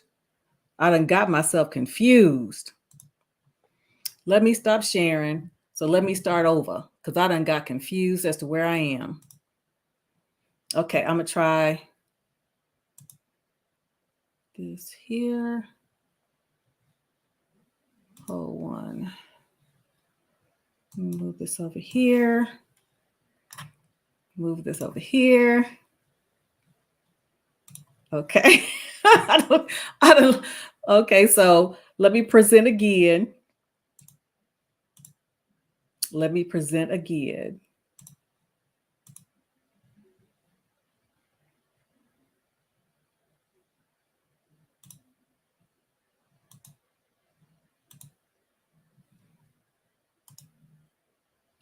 So even if I push buttons, push boundaries, did I deserve that?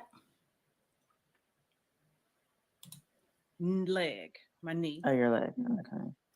He threw me against a glass entertainment center that was in that room, and I was cut. Let's go. Oh, I remember that. Yeah. This is my arm.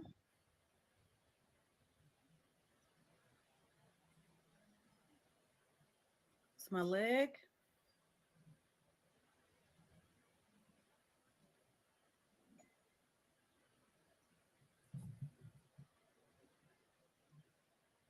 Underneath another arm. My knee.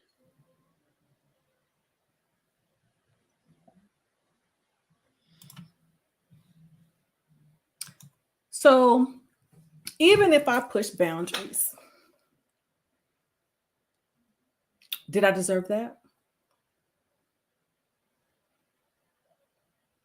Did I deserve that?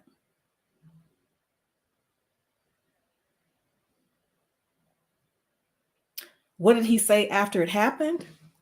Well, he didn't say much of anything because fortunately for me, thank God, my brother was there and got him off of me and called the police. I was trying to get him out of my house and he wouldn't leave. Check out the video. So, you know, it's not necessarily about assassinating his character. I've tried to find some redeeming characteristics, and there are none. But that is my fault that I ignored them. Mine. Completely mine. And to be honest, and so we're clear, because y'all have heard me talk about this before, that was the catalyst for me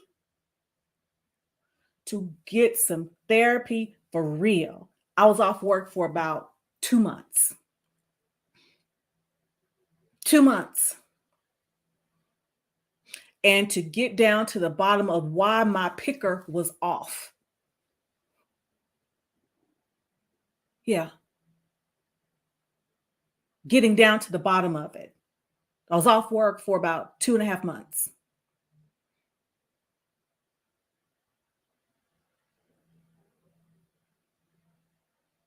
So, you know, I understand Mr. Black has an audience or whatever, and that is why I chose to do a response because, you know, Mandrell, you talked about, you know, military, when you brief general officers, be accurate, be brief, be gone. So I was trying to explain myself in a finite amount of time, nervous, not really explaining myself very well. But no. And again, you know, and after this situation, you know, certain things, you know, like I said, Iyanla talked about, she had to lose everything. And in as much as I didn't lose things financially, I almost lost my mind because I was scared all the time, nervous all the time. And to be honest, you know, Mr. Randolph works with me on it because sometimes if I see a man that has the same stature or physical features as that person, I get anxious. I get anxious. And that's the only way I got him out of my house because, yeah, check out the video. I keep saying that. Check out the video. It's the one, this is what happens when you choose wrong. Because I was bleeding when the police got there, that's how I got him out of my house, because he wouldn't leave. And the police asked me if I wanted to file charges. And I said, if he gives me my keys and leaves now, I won't. Because I thought about a restraining order because I was afraid. But by the same token, he had just started another job. Remember, I told you couldn't keep a job and it was always somebody else's fault. So he had just started a new job. And I would have, in order to get the restraining order, I would have had to press charges, which meant he would have had to go to jail, which meant he probably would have lost his job. And that meant I was scared that he would come after me to blame me for losing it. So I said, if he gets his stuff and leaves now and gives me my keys, I won't press charges. He got his stuff, left. The police officers, I got a police report, and they said if I changed my mind, I had 2 years to do it. And that is one of the reasons that, this happened July of 2017. I needed to get out of that house. And that was when I started getting my mind right to move to a different location. And that's when I bought my house in 2017, because I was afraid. And actually, that was when I got my first personal weapon. I bought my first gun after that. So I understand Mr. Black has an audience, and maybe many women do that. But no. And like I said, I could have saved myself heartache and physical as well as emotional pain had I done a simple background check. Because when I did it, I found out that he had multiple drug arrests. He had been arrested and went to jail for assaulting a woman. So when I got to the bottom of it and saw it, that made me realize why his behavior toward me was so erratic, because he was using drugs in my house.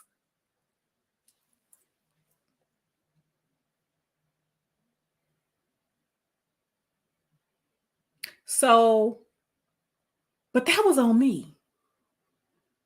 And I share this because we women, whether we're older or younger, we don't trust ourselves because sometimes we just want to be in a relationship and we don't want to be by ourselves. And after my daughter, particularly after she met Kevon and they were getting ready to get engaged and it was just me, that's where I was. Mid to late 40s, no prospects. That's where I was. So I'm grateful that I was able to do the deep work. And yes, I was able to get well enough to recognize my worth, and not necessarily in the sense of monetary worth. Because y'all have heard, for those who've been rocking with me, y'all have heard my dad. I've had my dad on my show. I've had my dad on my show who's talked about his wish for me, because I've always been a giver and loving and kind and, giving love to people who didn't deserve it. And why? Because I didn't realize and didn't appreciate my own value. So for all the successes I had in my career, there was still a part of me that wasn't as secure as I portrayed myself to be when I went out into the world. And women and men can see that on you. They can see it on you. And he saw it on me. Because as an aside, when I tried to get him out of my house and called the police to get him out of my house the first time, when they told me that I would have to evict him out of my house, he already knew it because he had done that before. He had done it before.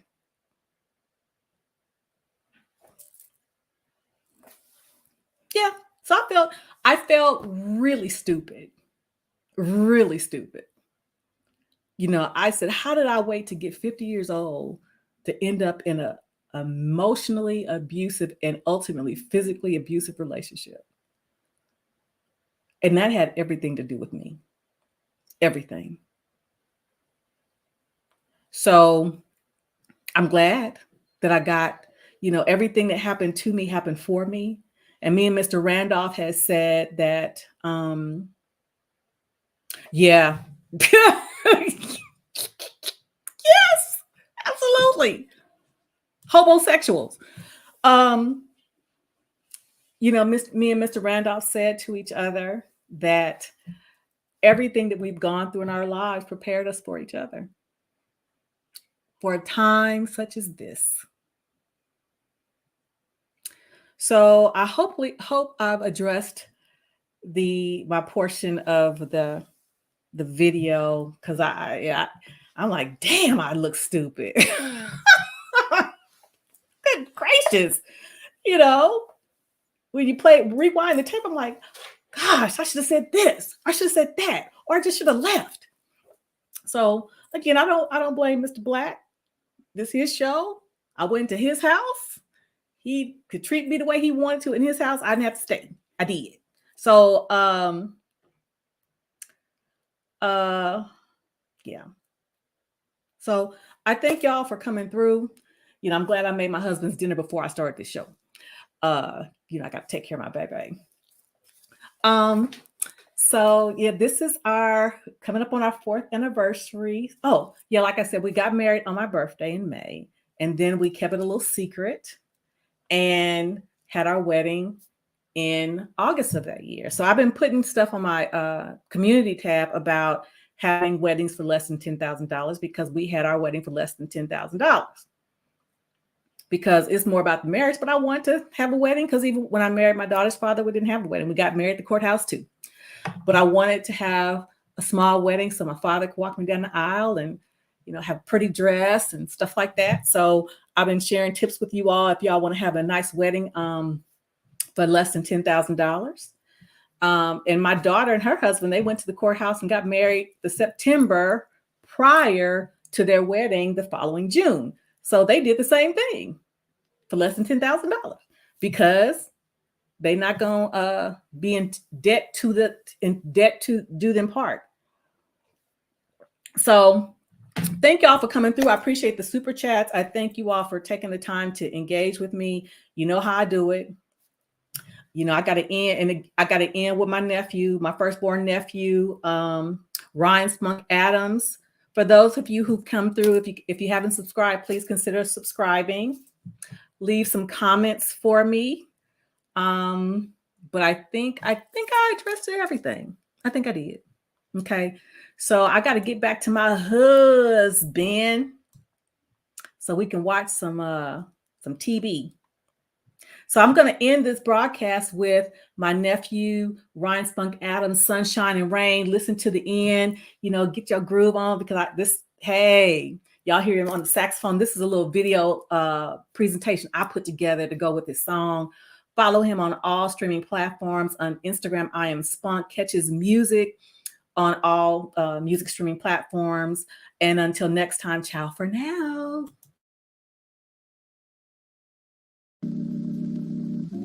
Said I got a story to tell. You don't hear me. Said I got a story about a girl. Yeah.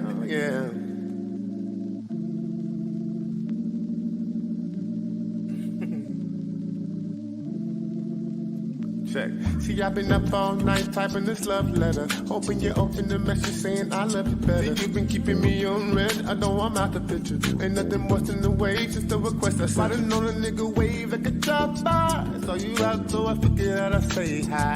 Ain't no pressure, just want a good time. Something we get to share up on a timeline. She's my type of girl. Magic carpet around the world. She'll show you things that you can't imagine. Straight hair or fancy curls, bright as diamonds, clutch as pearls.